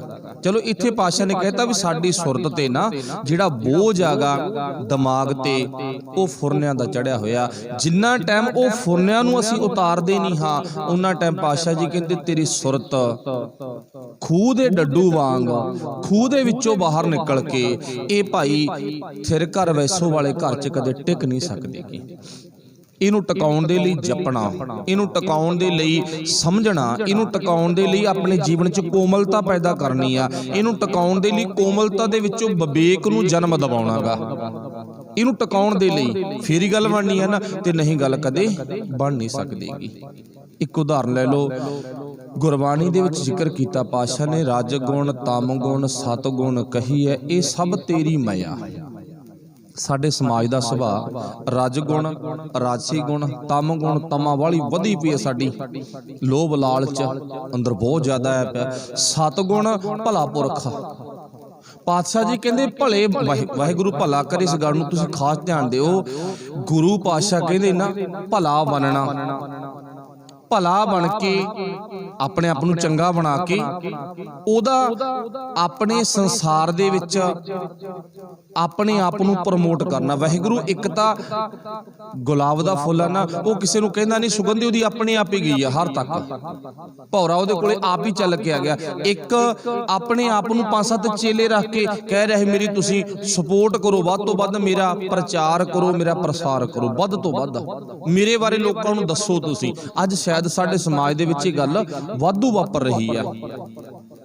ਹੁਣ ਜਿਹਨੂੰ ਮਰਜ਼ੀ ਪੁੱਛ ਲਓ ਵੀ ਤੂੰ ਦੁਨੀਆ ਲਈ, ਕਹਿੰਦਾ ਮੇਰੇ ਵਰਗਾ ਤਾਂ ਕੋਈ ਹੈ ਨਹੀਂ, ਮੈਂ ਦੁਨੀਆ ਦਾ ਸਭ ਤੋਂ ਵੱਧ ਯਤਨ ਨਾ ਸਵਾਰਨ ਤੇ ਕਰ ਰਿਹਾ। ਪਰ ਦੁਨੀਆ ਨੂੰ ਯਤਨ ਸਵਾਰਨ ਦਾ ਹਰ ਕੋਈ ਕਰਦਾ, ਪਰ ਦੁਨੀਆ ਦੁਖੀ ਦੀ ਦੁਖੀ ਆ। ਇਹ ਕਿਉਂ ਹੈ? ਚਲੋ ਵਾਹਿਗੁਰੂ ਭਲਾ ਕਰੇ। ਉੱਥੇ ਜ਼ਿਕਰ ਕੀਤਾ ਸਦ ਗੁਣ, ਭਾਵ ਕਈ ਵਾਰ ਬੰਦੇ ਨੂੰ, ਕਈ ਵਾਰ ਪਹਿਲੀ ਗੱਲ ਤਾਂ ਰਾਜਸੀ ਤੇ ਤਮੋ, ਰਜ ਗੁਣ ਤਮ ਗੁਣ, ਉਹਨਾਂ ਵਿੱਚੋਂ ਨਿਕਲਣੀ ਔਖਾ। ਚਲੋ ਮੰਨ ਲਓ ਵੀ ਉਹ ਦੋਨੇ ਪੌੜੀਆਂ ਨੂੰ ਬੰਦਾ ਪਾਰ ਕਰ ਗਿਆ, ਉਹ ਦੋਵੇਂ ਅੱਡਿਆਂ ਨੂੰ ਬੰਦਾ ਸਰ ਕਰ ਗਿਆ, ਤੀਜੇ ਥਾਂ ਤੇ ਪਹੁੰਚ ਗਿਆ ਸਤਿਗੁਣ। ਸਤਿਗੁਣ ਤੇ ਜਾ ਕੇ ਵੀ ਪਾਤਸ਼ਾਹ ਕਹਿੰਦੇ ਤੂੰ ਹੰਕਾਰੀ ਬਣ ਜਾਏਗਾ। ਸਤਿਗੁਣ ਤੇ ਜਾ ਕੇ ਹੰਕਾਰੀ ਬਣ ਜਾਏਗਾ। ਇੱਕ ਉਦਾਹਰਨ ਛੋਟੀ ਜੀ ਲੈ ਲਓ। ਵੈਸੇ ਤੁਸੀਂ ਦੇਖੋ ਸਾਖੀਆਂ ਸਾਰੇ ਜਾਣਦੇ ਆ, ਪਰ ਸਾਖੀ ਵਿੱਚੋਂ ਸਿੱਖਿਆ ਲੈਣੀ ਹੈ ਬਸ ਆਪਾਂ। ਹੁਣ ਸਤਿਗੁਣ ਦੀ ਅਵਸਥਾ ਵਿੱਚ ਕੌਣ ਪਹੁੰਚ ਗਿਆ? ਭਾਈ ਜੋਗਾ। ਹੁਣ ਭਾਈ ਜੋਗੇ ਦੇ ਦਿਮਾਗ ਵਿੱਚ ਲਾਲਚ ਹੈ ਕੋਈ? ਨਾ ਤਾਂ ਰਜੋ ਗੁਣ ਨਾ ਤਮੋ ਗੁਣ, ਉਹਨਾਂ ਦੋਨਾਂ ਗੁਣਾਂ ਤੋਂ ਉੱਪਰ ਲੰਘ ਗਿਆ ਉਹ। ਪਾਤਸ਼ਾਹ ਨੇ ਉਹ ਸਾਖੀ ਕਹਿੰਦੀ ਆ, ਪਾਤਸ਼ਾਹ ਨੇ ਸੁਨੇਹਾ ਲਾਤਾ ਵੀ ਜਿੱਥੇ ਵੀ ਤੂੰ ਹੈ ਆ ਚਿੱਠੀ ਪੜ੍ਹਨ ਸਾਰ ਜੋ ਵੀ ਕੁਛ ਕਰਦਾ ਉਹ ਛੱਡ ਕੇ ਅਨੰਦਪੁਰ ਸਾਹਿਬ ਆ ਜਾ। ਜਦੋਂ ਭਾਈ ਜੋਗੀ ਨੂੰ ਇਹ ਗੱਲ ਕਹੀ ਹੈ ਨਾ, ਤੇ ਉਸ ਟਾਈਮ ਤੇ ਕੀ ਆ, ਚੱਲ ਗਿਆ ਉਹ। ਐਡਾ ਵੱਡਾ ਭਾਵ ਗੁਰੂ ਦੇ ਹੁਕਮ ਵਿੱਚ ਰਹਿਣ ਵਾਲਾ ਕੌਣ ਹੋ ਸਕਦਾ ਹੈਗਾ ਜਿਹੜਾ ਉਸ ਟਾਈਮ ਦਾ ਜ਼ਿਕਰ ਕੀਤਾ ਵੀ ਆਨੰਦ ਕਾਰਜ ਪੜਾਇਆ ਜਾ ਰਿਹਾ, ਅੱਧੀ ਆਨੰਦ ਕਾਰਜਾਂ ਦੀ ਰਸਮ ਸੰਪੂਰਨ ਹੋ ਗਈ, ਅੱਧੀ ਰਹਿੰਦੀ ਆ, ਛੱਡ ਕੇ ਚਲਾ ਗਿਆ। ਪਰ ਉਹ ਰਾਜਸੀ ਤਮਸੀ ਗੁਣ ਦੇ ਵਿੱਚੋਂ ਨਿਕਲਣ ਵਾਲਾ ਵਿਅਕਤੀ, ਵਾਹਿਗੁਰੂ ਭਲਾ ਕਰੇ, ਬਹੁਤ ਵਧੀਆ ਵਿਅਕਤੀ ਆ।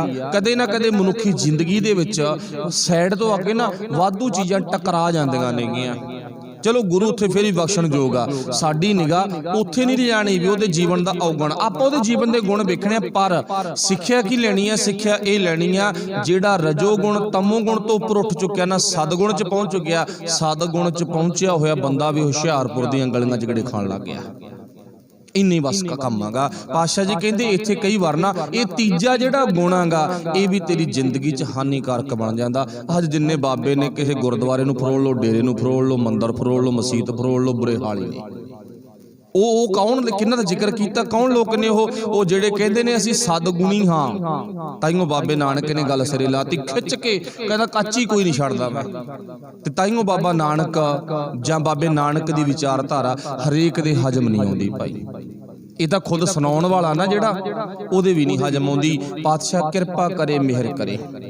ਚਲੋ ਆਪਾਂ ਗੱਲ ਨੂੰ ਅੱਗੇ ਚੱਲੀਏ। ਤਿੰਨ ਗੁਣਾਂ ਦੇ ਪ੍ਰਭਾਵ ਥੱਲੇ ਮਨੁੱਖ ਆਪਣੀ ਜ਼ਿੰਦਗੀ ਬਸਰ ਕਰਦਾ। ਹੁਣ ਅਗਲੀ ਗੱਲ ਕੀ ਆ? ਚੌਥੇ ਪਦ ਮੈਂ ਜਨ ਕੀ ਜਿੰਦ।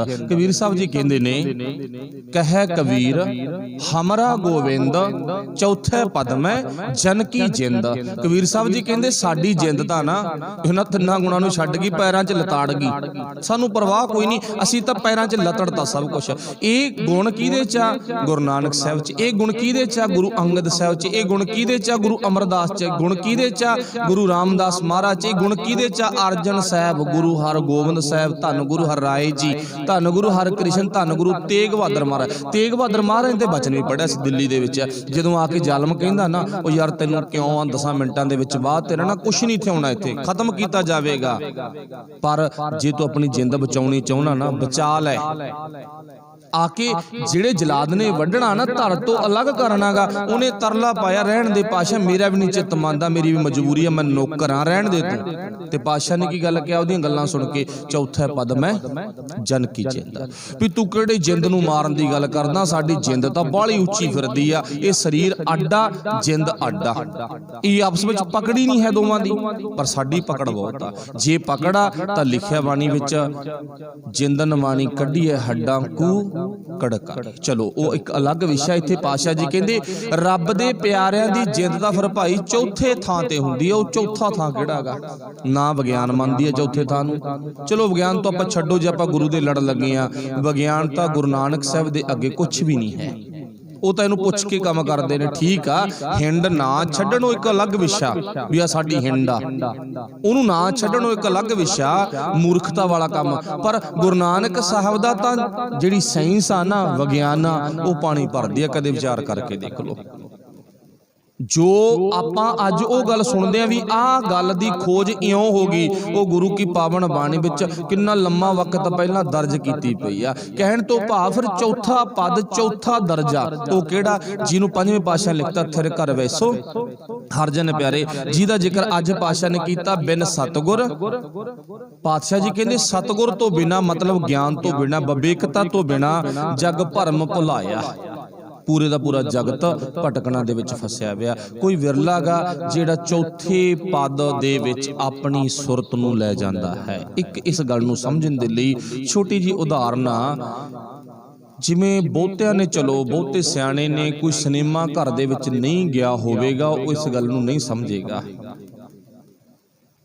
ਸਿਨੇਮਾ ਘਰ ਦੇ ਵਿੱਚ ਜਾਣਾ ਚਲੋ ਆਪਣੇ ਲਈ ਠੀਕ ਨਹੀਂ, ਆਪਾਂ ਜਾਂਦੇ ਵੀ ਨਹੀਂ, ਪਰ ਨਹੀਂ ਗਏ ਉਹਦੇ ਬਾਰੇ ਪਤਾ। ਉਦਾਂ ਦਾ ਕੋਈ ਡਿਜ਼ਾਈਨ ਬਣਾ ਕੇ ਨਾ ਸਾਡੇ ਪਿੰਡਾਂ ਦੇ ਵਿੱਚ ਵੀ ਸਿਨੇਮਾ ਘਰ ਬਣ ਜਾਂਦਾ। ਕਿਵੇਂ? ਕਈ ਵਾਰ ਕੋਈ ਧਾਰਮਿਕ ਵੀਡੀਓ ਵਗੈਰਾ, ਮੂਵੀ ਵਗੈਰਾ ਦਿਖਾਈ ਜਾਂਦੀ ਆ, ਉਹ ਮੂਵੀ ਦਿਖਾਉਣ ਦੇ ਲਈ ਨਾ ਇੱਕ ਪਰਦਾ ਪਾਇਆ ਜਾਂਦਾ ਚਿੱਟੇ ਰੰਗ ਦਾ, ਚਿੱਟੇ ਰੰਗ ਦਾ ਪਰਦਾ ਪਾਏਗਾ ਨਾ। ਹੁਣ ਉਹ ਪਰਦੇ ਤੇ ਚੱਲਦੀਆਂ ਨੇ ਤਸਵੀਰਾਂ, ਉਹ ਆਪਾਂ ਨੂੰ ਸਾਰਿਆਂ ਨੂੰ ਪਤਾ, ਨਕਸ਼ਾ ਛੋਟਾ ਜਿਹਾ ਬਣਾ ਲਓ। ਹੁਣ ਪਰਦੇ ਤੇ ਚੱਲਦੀਆਂ ਨੇ ਤਸਵੀਰਾਂ, ਉਹ ਪਰਦਾ ਪਾਇਆ ਗਿਆ। ਹੁਣ ਇੱਥੇ ਇੱਕ ਸਵਾਲ ਆ, ਉਹ ਤਸਵੀਰਾਂ ਸੱਚੀਆਂ ਨੇ ਕਿ ਪਰਦਾ ਸੱਚਾ ਗਾ? ਹੁਣ ਜਿਹੜਾ ਸਾਡਾ ਜਵਾਬ ਹੋਵੇਗਾ ਨਾ, ਸਿਆਣੇ ਤੁਸੀਂ ਸੂਝਵਾਨ, ਇੱਥੇ ਇਹ ਸਵਾਲ ਦਾ ਜਵਾਬ ਹੋਵੇਗਾ ਵੀ ਪਰਦਾ ਅਸਲੀ ਆ, ਤਸਵੀਰਾਂ ਨਕਲੀ ਨੇ। ਹੁਣ ਚੇਤਾ ਰੱਖਿਓ, ਜਦੋਂ ਤਸਵੀਰਾਂ ਪਰਦੇ ਤੇ ਚੱਲਦੀਆਂ ਨੇ, ਕਿਰਨਾਂ ਪਰਦੇ ਤੇ ਪੈਂਦੀਆਂ ਨਾ, ਤੇ ਉਹ ਪਰਦੇ ਤੇ ਤਸਵੀਰਾਂ ਘੁੰਮ ਫਿਰ ਰਹੀਆਂ ਨੇਗੀਆਂ। ਜਦੋਂ ਉਹ ਤਸਵੀਰਾਂ ਘੁੰਮ ਫਿਰ ਰਹੀਆਂ ਨੇ ਤਾਂ ਪਰਦਾ ਬਿਲਕੁਲ ਸਾਡੀ ਅੱਖ ਦੇ ਵਿੱਚ ਨਹੀਂ ਆਵੇਗਾ, ਨਜ਼ਰ 'ਚ ਨਹੀਂ ਆਵੇਗਾ। ਜੇ ਕਿਸੇ ਦੀ ਨਜ਼ਰ 'ਚ ਆਇਆ ਤਾਂ ਉਹ ਜ਼ਰੂਰ ਦੱਸਿਓ ਵੀ ਹਾਂ ਫਿਲਮ ਚੱਲ ਰਹੀ ਹੈ, ਮਤਲਬ ਕਿਰਨਾਂ ਚੱਲ ਰਹੀਆਂ ਨੇ, ਤਸਵੀਰਾਂ ਪਰਦੇ ਤੇ ਚੱਲ ਰਹੀਆਂ ਨੇ, ਪਰਦਾ ਨਹੀਂ ਨਜ਼ਰ 'ਚ ਆਊਗਾ। ਜਦੋਂ ਤਸਵੀਰਾਂ ਬੰਦ ਹੋ ਗਈਆਂ ਫਿਰ ਪਰਦਾ ਨਜ਼ਰ 'ਚ ਆਉਣ ਲੱਗ ਜਾਂਦਾ। ਫਿਰ ਪਰਦਾ ਦਿਖ ਜਾਂਦਾ ਵੀ ਚਿੱਟੇ ਰੰਗ ਦਾ ਕੱਪੜਾ ਹੈ, ਕੱਪੜੇ ਤੇ ਤਸਵੀਰਾਂ ਚੱਲਦੀਆਂ ਨੇ। ਹੁਣ ਇਹ ਕੀ ਆ? ਇਹ ਸਾਡੇ ਜ਼ਿੰਦਗੀ ਦੀ ਉਦਾਹਰਨ ਆ। ਸਾਡੇ ਦਿਮਾਗ ਵਿੱਚ ਇੰਨੀਆਂ ਤਸਵੀਰਾਂ, ਇੰਨੀਆਂ ਤਸਵੀਰਾਂ, ਇੰਨੀਆਂ ਤਸਵੀਰਾਂ, ਬੰਦਾ 24 ਘੰਟੇ ਉਹਨਾਂ ਤਸਵੀਰਾਂ ਦੇ ਪਿੱਛੇ ਲੱਗ ਕੇ ਭੱਜਿਆ ਫਿਰਦਾ ਗਾ। ਤੇ ਹੁਣ ਚੌਥੇ ਪਦ ਮੈਂ ਜਨ ਕੀ ਜਿੰਦ, ਉੱਥੋਂ ਤੱਕ ਧਿਆਨ ਗਈ ਨਹੀਂ ਕਿ ਉਹ ਜਿੱਦੇ ਤਸਵੀਰਾਂ ਬੰਦ ਹੋਣਗੀਆਂ ਉਹਦੇ ਅੰਦਰਲਾ ਪਰਦਾ ਦਿਸੂ, ਸਫੈਦ ਸੱਚ ਦਾ ਨਕਸ਼ਾ ਉਹਦੇ ਅੰਦਰ ਬੈਠਾ, ਉਹ ਪਰਦਾ ਨਜ਼ਰ ਆਵੇਗਾ। ਉਹਨਾਂ ਟਾਈਮ ਉਹ ਪਰਦਾ ਨਜ਼ਰ ਨਹੀਂ ਆਵੇਗਾ। ਜਿੱਦੇ ਤਸਵੀਰਾਂ ਬੰਦ ਹੋ ਗਈਆਂ ਉਦੋਂ ਉਹ ਪਰਦਾ ਨਜ਼ਰ ਆ ਜਾਵੇਗਾ। ਉਹ ਪਰਦਾ ਕੀ ਹੈ ਜਿਹੜਾ ਆਪਾਂ ਪਿੱਛੇ ਜ਼ਿਕਰ ਕਰਕੇ ਗਏ ਆ? ਉਹ ਪਰਦਾ ਗਾ ਖਿਆਲਾਂ ਦਾ, ਮਾਫ ਕਰਨਾ, ਤਸਵੀਰਾਂ ਨੇ ਖਿਆਲਾਂ ਦੀਆਂ। ਤੇ ਚੌਥੇ ਪਦ ਮੈਂ ਜਨ ਕੀ ਜਿੰਦ, ਅੰਦਰ ਦੀ ਸ਼ੁੱਧ ਅਵਸਥਾ ਉਹ ਹੈ ਸਾਫ਼ ਪਰਦਾ। ਉਹ ਸਾਫ਼ ਪਰਦੇ ਤੱਕ ਗੁਰਬਾਣੀ ਹੈ ਜਿਹੜੀ ਉਹ ਕੋਸ਼ਿਸ਼ ਕਰਦੀ ਆ ਮਨੁੱਖ ਨੂੰ ਲਿਜਾਣ ਦੀ। ਤੇ ਨਹੀਂ ਮਨੁੱਖ, ਚੇਤਾ ਰੱਖਿਓ, ਦੁਨੀਆ ਦੇ ਵਿੱਚ ਕੋਈ ਅਜਿਹਾ ਸਾਧਨ ਨਹੀਂ ਹੈ ਵੀ ਆਪਣੇ ਅੰਦਰ ਦੀ ਸਾਫ਼ ਪਰਦੇ ਤੱਕ, ਸਾਫ਼ ਸੁਰ ਤੱਕ ਬੰਦਾ ਆਪਣੀ ਪਹੁੰਚ ਕਰ ਲੇ। ਉਹਦੇ ਸਾਫ਼ ਸੁਰ ਤੱਕ ਪਹੁੰਚ ਕਰਨ ਤੋਂ ਪਹਿਲਾਂ ਖਿਆਲਾਂ ਰੂਪੀ ਤਸਵੀਰਾਂ ਨੂੰ ਹਟਾਉਣਾ ਪਵੇਗਾ, ਆਪਣੇ ਖਿਆਲਾਂ ਤੇ ਕੰਟਰੋਲ ਕਰਨਾ ਪਵੇਗਾ। ਤਾਂ ਅਸੀਂ ਥਿਰ ਘਰ ਵੈਸੋ ਹਰ ਜਨ ਪਿਆਰੇ ਦੇ ਧਾਰਨੀ ਬਣ ਸਕਦੇ ਹਾਂ। ਜਿਹਨੂੰ ਬਾਣੀ 'ਚ ਲਿਖਿਆ, ਬੰਦੇ ਖੋਜ ਦਿਲ ਹਰ ਰੋਜ਼, ਨਾ ਫਿਰ ਪਰੇਸ਼ਾਨੀ ਮਾਹੇ, ਆਪਣੇ ਆਪ ਦੀ ਖੋਜ ਕਰ, ਆਪਣੇ ਆਪ ਵੱਲ ਤੱਕ, ਮਨ ਤੂੰ ਜੋਤ ਜੋਤ ਸਰੂਪ ਹੈ, ਆਪਣਾ ਮੂਲ ਪਛਾਣ, ਆਪਣੇ ਆਪ ਵੱਲ ਤੱਕਣ ਦੀ ਕੋਸ਼ਿਸ਼ ਕਰ। ਜਿਹਨੂੰ ਕੀ ਕਿਹਾਗਾ, ਸਭ ਮੈਂ ਜੋਤ ਜੋਤ ਹੈ ਸੋਏ, ਉਹ ਜੋਤ ਵੱਲ ਤੱਕਣ ਦੀ ਕੋਸ਼ਿਸ਼ ਕਰ। ਜੋਤ ਹਰ ਇੱਕ ਦੇ ਅੰਦਰ ਚੱਲ ਰਹੀ ਆ। ਫਿਰ ਪਾਤਸ਼ਾਹ ਜੀ ਕਹਿੰਦੇ ਤਾਂ ਤੂੰ ਭਾਈ ਆਪਣੀ ਜ਼ਿੰਦਗੀ 'ਚ ਥਿਰ ਘਰ ਵੈਸੋ ਹਰ ਜਨ ਪਿਆਰੇ ਦਾ ਧਾਰਨੀ ਬਣ ਸਕਦਾ। ਫਿਰ ਜਦੋਂ ਉੱਥੇ ਪਹੁੰਚ ਗਏ ਫਿਰ ਕੀ ਆ, ਸਤਿਗੁਰ ਤੁਮਰੇ ਕਾਜ ਸਵਾਰੇ, ਫਿਰ ਸਾਡੇ ਕਾਰਜ ਸਫਲ ਆ। ਫਿਰ ਤਾਂ ਕਹਿਣ ਦੀ ਲੋੜ ਹੀ ਨਹੀਂ ਹੈ। ਹੁਣ ਕੀ ਆ, ਹੁਣ ਆਪਾਂ ਕਹਿ ਰਹੇ ਹਾਂ, ਹੁਣ ਆਪਾਂ ਕਹਿ ਰਹੇ ਹਾਂ ਨਾ, ਚਲੋ ਮੰਨ ਲਓ ਵਾਹਿਗੁਰੂ ਭਲਾ ਕਰੇ, ਵਾਹਿਗੁਰੂ ਸਾਡੇ ਆਖੇ ਵੀ ਲੱਗਦਾ ਹੈਗਾ। ਇੱਕ ਕਦੇ ਕਦੇ ਨਾ ਮਨ ਦੇ ਵਿੱਚ ਸਵਾਲ ਬਣਦਾ, ਸ਼ਾਇਦ ਤੁਸੀਂ ਉਸ ਗੱਲ ਨੂੰ ਨੋਟ ਕਰਿਓ। 1 ਦਿਨ 2 ਦਿਨ 3 ਦਿਨ 4 ਦਿਨਾਂ ਦੇ ਵਿੱਚ ਨਾ ਤੁਸੀਂ ਉਹ ਗੱਲ ਨੂੰ ਥੋੜਾ ਜਿਹਾ ਸਮਝ ਕੇ, ਮੈਂ ਆਪਣੀ ਨੌਲੇਜ ਵਾਸਤੇ ਪੁੱਛਦਾਗਾ ਵੀ ਜ਼ਰੂਰ ਇੰਨਾ ਕੁ ਧਿਆਨ ਰੱਖਿਓ ਵੀ ਸੋਚਿਓ ਵੀ ਜਿਹੜੇ ਪਰਮਾਤਮਾ ਨੂੰ, ਜਿਹੜੇ ਗੁਰੂ ਨੂੰ ਅਸੀਂ ਰੋਜ਼ ਬੇਨਤੀ ਦੇ ਰੂਪ 'ਚ ਨਾ ਵਾਲੇ, ਹਰੇਕ ਬੰਦਾ 2-2 3-3 ਕੰਮ ਤਾਂ ਕਰਾਉਂਦਾ। ਉਹ ਤੋਂ ਮੇਰੀ ਲੜਕੀ ਦਾ ਵਿਆਹ ਗਾ, ਹੱਲ ਕਰ ਦੇ ਕੋਈ, ਮੈਂ ਬਿਮਾਰ ਹਾਂ, ਹੱਲ ਕਰ ਦੇ ਕੋਈ, ਮੈਨੂੰ ਐਡਮਿਸ਼ਨ ਨਹੀਂ ਕਿਤੇ ਮਿਲਦੀ, ਕੋਈ ਹੱਲ ਕਰ ਦੇ। ਜਿਹੜਾ ਆਪਣਾ ਸਵਾਲ ਆਪਾਂ ਉੱਥੋਂ ਤੱਕ ਨਹੀਂ ਪਹੁੰਚੇ, ਹਜੇ ਤਾਂ ਆਪਾਂ ਉਹਨੂੰ ਕੰਮ ਦੱਸ ਰਹੇ ਆਂਗੇ। ਮੇਰੀਆਂ ਮੱਝਾਂ ਮਿਲਣੋਂ ਹਟ ਗਈਆਂ, ਕੋਈ ਹੱਲ ਕਰ ਦੇ। ਦੇਖੋ ਕਮਾਲ ਦੀ ਗੱਲ ਆ, ਸੋਚਣਾ ਪਊਗਾ ਹਨਾ। ਅੱਛਾ, ਹੁਣ ਇੱਥੇ 2 ਸਰੀਰ ਆਪਾਂ ਰੋਕ ਲਓ, ਜੋ ਮੇਰੇ ਮਨ ਦਾ ਖਿਆਲ ਆ, ਸਰੀਰ ਰੋਕ ਲਓ 2। ਹੁਣ ਇੱਕ ਸਰੀਰ ਨੌਕਰ ਆ, ਇੱਕ ਸਰੀਰ ਮਾਲਕ ਆ। ਹੁਣ ਇਸ ਗੱਤ ਨੂੰ, ਇਸ ਅਵਸਥਾ ਨੂੰ ਆਪਾਂ ਸਾਰੇ ਜਾਣਦੇ ਆ, ਨੌਕਰ ਦਾ ਸੁਭਾਅ ਕੀ ਆ ਤੇ ਮਾਲਕ ਦਾ ਸੁਭਾਅ ਕੀ ਆ। ਹੁਣ ਜਿਹੜਾ ਮਾਲਕ ਆ ਉਹ ਆਪਣੇ ਨੌਕਰ ਤੋਂ ਕੰਮ ਕਰਾਉਂਦਾ, ਨੌਕਰ ਤੋਂ ਮਾਲਕ ਕੰਮ ਕਰਾਉਂਦਾਗਾ। ਉਹਨੂੰ ਲਿਸਟ ਦੇਣ ਦਾ ਕੰਮਾਂ ਦੀ ਵੀ ਆਹ ਕੰਮ ਤੈਂ ਕਰਨੇ, ਖੇਤ ਪਾਣੀ ਬਦਲਿਆ, ਰੇਹ ਸਿੱਟ ਦੀ, ਅੱਜ ਆਹ ਕੰਮ ਕਰ ਲਾ, ਮੱਝਾਂ ਗਾਵਾਂ ਜੋ ਵੀ ਹੈ ਸਾਰੇ ਕੰਮ ਉਹਦੇ ਧਿਆਨ 'ਚ ਲਿਆਤੇ ਆਪਾਂ। ਹੁਣ ਇੱਥੇ ਜਿਹੜਾ ਸਵਾਲ ਆ, ਨੌਕਰ ਵੱਡਾਗਾ ਕਿ ਮਾਲਕ ਵੱਡਾਗਾ, ਇਹ ਸਵਾਲ ਆ। ਜੇ ਤਾਂ ਨੌਕਰ ਵੱਡਾ ਗਾ, ਮਾਲਕ ਛੋਟਾ ਗਾ, ਫਿਰ ਵੀ ਆਪਾਂ ਇਸ ਗੱਲ ਨੂੰ ਕਲੀਅਰ ਕਰਨਾ। ਜੇ ਮਤਲਬ ਕਿ ਮਾਲਕ ਛੋਟਾ ਨਾ, ਨੌਕਰ ਵੱਡਾ ਗਾ, ਫਿਰ ਵੀ ਆਪਾਂ ਇਸ ਗੱਲ ਨੂੰ ਕਲੀਅਰ ਕਰਨਾ, ਧਿਆਨ 'ਚ ਰੱਖਣੀ ਹੈ ਗੱਲ। ਚਲੋ ਜਿੱਦੇ ਵੀ ਤੁਹਾਡੇ ਧਿਆਨ 'ਚ ਇਸ ਗੱਲ ਦਾ ਜਵਾਬ ਆ ਗਿਆ, ਕੋਈ ਫੋਨ ਰਾਹੀਂ, ਕੋਈ ਉੱਦਾਂ, ਆਪਾਂ ਨੂੰ ਮਿਲ ਕੇ ਜ਼ਰੂਰ ਦੱਸੋ। ਮੈਂ ਆਪਣੀ ਨੌਲੇਜ ਵਿੱਚ ਵਾਧਾ ਲੈਣ ਦੇ ਲਈ ਤੇ ਇੱਕ ਆਪਣੀ ਆਦਤ ਨੂੰ ਬਦਲਣ ਦੇ ਲਈ 2 ਪੱਖਾਂ ਤੇ ਗੱਲ ਕੀਤੀ ਹੈ। ਚਲੋ ਅੱਗੇ ਗੁਰੂ ਭਲਾ ਕਰੇ। ਉਹ ਆਪਾਂ ਗੱਲ ਪਹਿਲਾਂ ਕੀਤੀ ਸੀ, ਉਹ ਅੱਜ ਦੀ ਵਿਸ਼ਾ, ਅੱਜ ਦਾ ਵਿਚਾਰ ਆ ਨਾ, ਉਹ ਇਦਾਂ ਦੀ ਆ ਵੀ ਕਿਥੇ ਅਸੀਂ ਆਪਣੇ ਮਾਲਕ ਨੂੰ ਨੌਕਰ ਤਾਂ ਨਹੀਂ ਬਣਾਈ ਬੈਠੇ। ਮਾਲਕ ਤੋਂ ਮਾਲਕਾਂ ਦਾ ਕੰਮ ਹੀ ਲੈ ਲਈਏ, ਉਹ ਤੋਂ ਨੌਕਰਾਂ ਵਾਲਾ ਕੰਮ ਨਾ ਲਈਏ। ਸ਼ਾਇਦ ਸਾਡੇ ਦਿਮਾਗ ਵਿੱਚ ਤਸਵੀਰਾਂ ਇਸੇ ਕਰਕੇ ਚੱਲਦੀਆਂ, ਅਸੀਂ ਇਸ ਗੱਲ ਨੂੰ ਸਮਝ ਨਹੀਂ ਸਕੇਗੇ। ਤਾਈਓ ਪਾਤਸ਼ਾਹ ਜ਼ਿਕਰ ਕਰਦੇ ਨੇ, ਕਹਿੰਦੇ ਗੁਰਮੁਖੇ ਇੱਕ ਮੇਲ ਮਿਲਾਇਆ। ਕਹਿੰਦੇ ਫਿਰ ਰੱਬ ਦੇ ਪਿਆਰਿਆਂ ਦਾ ਨਾ ਇੱਕੋ ਵਾਹਿਗੁਰੂ ਮੇਲ ਮਿਲਾ ਆਂਦਾ। ਗੁਰਮੁਖੇ ਇੱਕ ਮੇਲ ਮਿਲਾਇਆ, ਤਿੰਨ ਕੇ ਦੁੱਖ ਗਵਾਇਆ ਰਾਮ, ਉਹਨਾਂ ਦੇ ਦਿਮਾਗ ਵਿੱਚੋਂ ਦੁੱਖ ਖਤਮ ਕਰਨ ਦਾ। ਉਹ ਕਿਹੜੇ? ਉਹ ਨੌਕਰ ਵਾਲੀ ਗੱਲ ਨਾਲ ਜੁੜਨਗੇ। ਫਿਰ ਅੱਗੇ ਪਾਤਸ਼ਾਹ ਜੀ ਕਹਿੰਦੇ ਨੇ, ਤਿੰਨ ਕੇ ਦੁੱਖ ਗਵਾਇਆ ਜਾਂ ਹਰ ਮਨ ਭਾਇਆ, ਸਦਗੁਣ ਗਾਵੇ ਰੰਗ ਰਾਤੇ। ਸਦ ਗੁਣ ਗਾਵੇ ਰੰਗ ਰਾਤੇ। ਸਦਾ ਹੀ ਆਪਾਂ ਵਾਹਿਗੁਰੂ ਪਰਮੇਸ਼ਰ ਮਾਲਕ ਦੇ ਗੁਣ ਗਾਉਣੇ ਨੇ, ਪਰ ਗੁਣ ਗਾਉਣ ਤੋਂ ਪਹਿਲਾਂ ਸਾਡੇ ਜੀਵਨ ਦੇ ਵਿੱਚ ਜੋ ਸਾਡੇ ਦਿਮਾਗ ਦੇ ਵਿੱਚ ਲੜਾਈ ਚੱਲਦੀ ਹੈ ਨਾ, ਉਹ ਲੜਾਈ ਨੂੰ ਆਪਾਂ ਰੋਕਣਾ, ਬੰਦ ਕਰਨਾ। ਜਿੰਨਾ ਟਾਈਮ ਉਹ ਲੜਾਈ ਨਹੀਂ ਬੰਦ ਹੁੰਦੀ, ਉਹਨਾਂ ਟਾਈਮ ਅਸੀਂ ਗੁਣ ਉਹਦੇ ਨਹੀਂ ਗਾ ਸਕਾਂਗੇ। ਬਸ ਗੁਣ ਗਾਉਣ ਤੋਂ ਪਹਿਲਾਂ, ਰੱਬ ਦਾ ਸਿਮਰਨ ਕਰਨ ਤੋਂ ਪਹਿਲਾਂ ਆਪਣੇ ਦਿਮਾਗ ਦੇ ਵਿੱਚ ਚੱਲ ਰਹੀ ਲੜਾਈ ਨੂੰ ਰੋਕਣ ਦਾ ਯਤਨ ਕਰੀਏ। ਆਪਾਂ ਸਾਰੇ ਇੱਕੋ ਜਿਹੇ, ਮੈਂ ਵੀ ਤੁਹਾਡੇ ਵਿੱਚੋਂ ਹੀ ਹਾਂ, ਕੋਈ ਮੈਂ ਸਪੈਸ਼ਲ ਨਹੀਂ ਹਾਂ, ਭੈਣ ਭਰਾਂਗੇ, ਪਰ ਉਹ ਆਪਾਂ ਜ਼ਰੂਰ ਦੇਖੀਏ। ਕਹਿੰਦੇ ਨਾ, ਇੱਕ ਬਹੁਤ ਖਤਰਨਾਕ ਰਾਜਾ ਗਾ, ਪਾਪੀ ਆ, ਲੋਭੀ ਆ, 24 ਘੰਟੇ ਦੁਨੀਆ ਤੇ ਅਤਿਆਚਾਰ ਕਰਦਾ ਗਾ ਹਰ ਟਾਈਮ। ਉਹਦਾ ਜਿਹੜਾ ਵਜ਼ੀਰ ਆ ਨਾ, ਉਹ ਬੜਾ ਭਲਾ ਮਾਨਸ ਆ। ਰਾਜਾ ਖਤਰਨਾਕ ਆ, ਵਜ਼ੀਰ ਭਲਾ ਮਾਨਸ ਆ। ਵਜ਼ੀਰ ਰਾਜੇ ਨੂੰ ਕਹਿੰਦਾ, ਜੀ ਤੁਸੀਂ ਸਿਮਰਨ ਕਰਿਆ ਕਰੋ, ਭਜਨ ਕਰਿਆ ਕਰੋ। ਹੁਣ ਰਾਜੇ ਨੇ ਕੀ ਜਵਾਬ ਦਿੱਤਾ? ਕਹਿੰਦਾ ਰਾਜਾ ਕੀ ਤੇ ਭਜਨ ਕੀ, ਸਿਮਰਨ ਕੀ? ਕਮਾਲ ਦੀ ਗੱਲ ਆ। ਕਹਿੰਦਾ ਰਾਜਾ ਮਹਾਰਾਜਾ ਦਾ ਥੋੜਾ ਕੰਮ ਹੈ, ਇਹ ਤਾਂ ਆਮ ਜਨਤਾ ਦਾ ਕੰਮ ਆ, ਸਿਮਰਨ ਕਰਨਾ, ਭਜਨ ਕਰਨਾ, ਇਹ ਤਾਂ ਆਮ ਲੋਕਾਂ ਦਾ ਕੰਮ ਆ, ਸਾਡਾ ਕੰਮ ਥੋੜੀ ਆ। ਹੁਣ ਇਹ ਤਾਂ ਰਾਜੇ ਦੀ ਕਹਾਣੀ ਹੈ ਨਾ, ਪ੍ਰਬੋਧ ਨਾਟਕ ਦੇ ਵਿੱਚ ਮਤਲਬ ਕਿ ਬੁੱਕ ਆ ਗਈ, ਉਹਦੇ ਵਿੱਚ ਦਰਜ ਕੀਤੀ ਵੀ ਹੈਗੀ। ਭਾਵ ਕੀ ਇਹ ਤਾਂ ਰਾਜੇ ਦੀ ਕਹਾਣੀ ਆ, ਰਾਜੇ ਦਾ ਇੱਕ ਮਤਲਬ ਕਿ ਚਿੱਤਰ ਬਣਾਇਆ ਇੱਥੇ। ਇਹ ਰਾਜੇ ਦਾ ਚਿੱਤਰ ਆਪਾਂ ਆਪਣੇ ਘਰਾਂ 'ਚ ਹੀ ਬਣਾ ਲਿਓ ਵੀ ਕੌਣ ਆਪਣੇ ਪਿੰਡ 'ਚ ਆਪਣੇ ਆਪ ਨੂੰ ਰਾਜੇ ਕਹਾਉਂਦੇ ਨੇ, ਕੀ ਸਿਮਰਨ ਕਰਦੇ ਆ, ਕਹਿ ਕੇ ਦੇਖੋ ਕਦੇ, ਕਹਿੰਦੇ ਲੈ ਸਿਮਰਨ ਕੀ ਤੇ ਰਾਜਾ ਕੀ, ਇਹ ਰਾਜੇ ਮਹਾਰਾਜਿਆਂ ਦਾ ਕੰਮ ਥੋੜਾ ਰੱਬ ਦਾ ਨਾਮ ਜਪਣਾ, ਇਹ ਤਾਂ ਤੁਹਾਡਾ ਕੰਮ ਆਗਾ। ਵਜ਼ੀਰ ਸਿਆਣਾ ਸੀ, ਚੁੱਪ ਕਰ ਗਿਆ।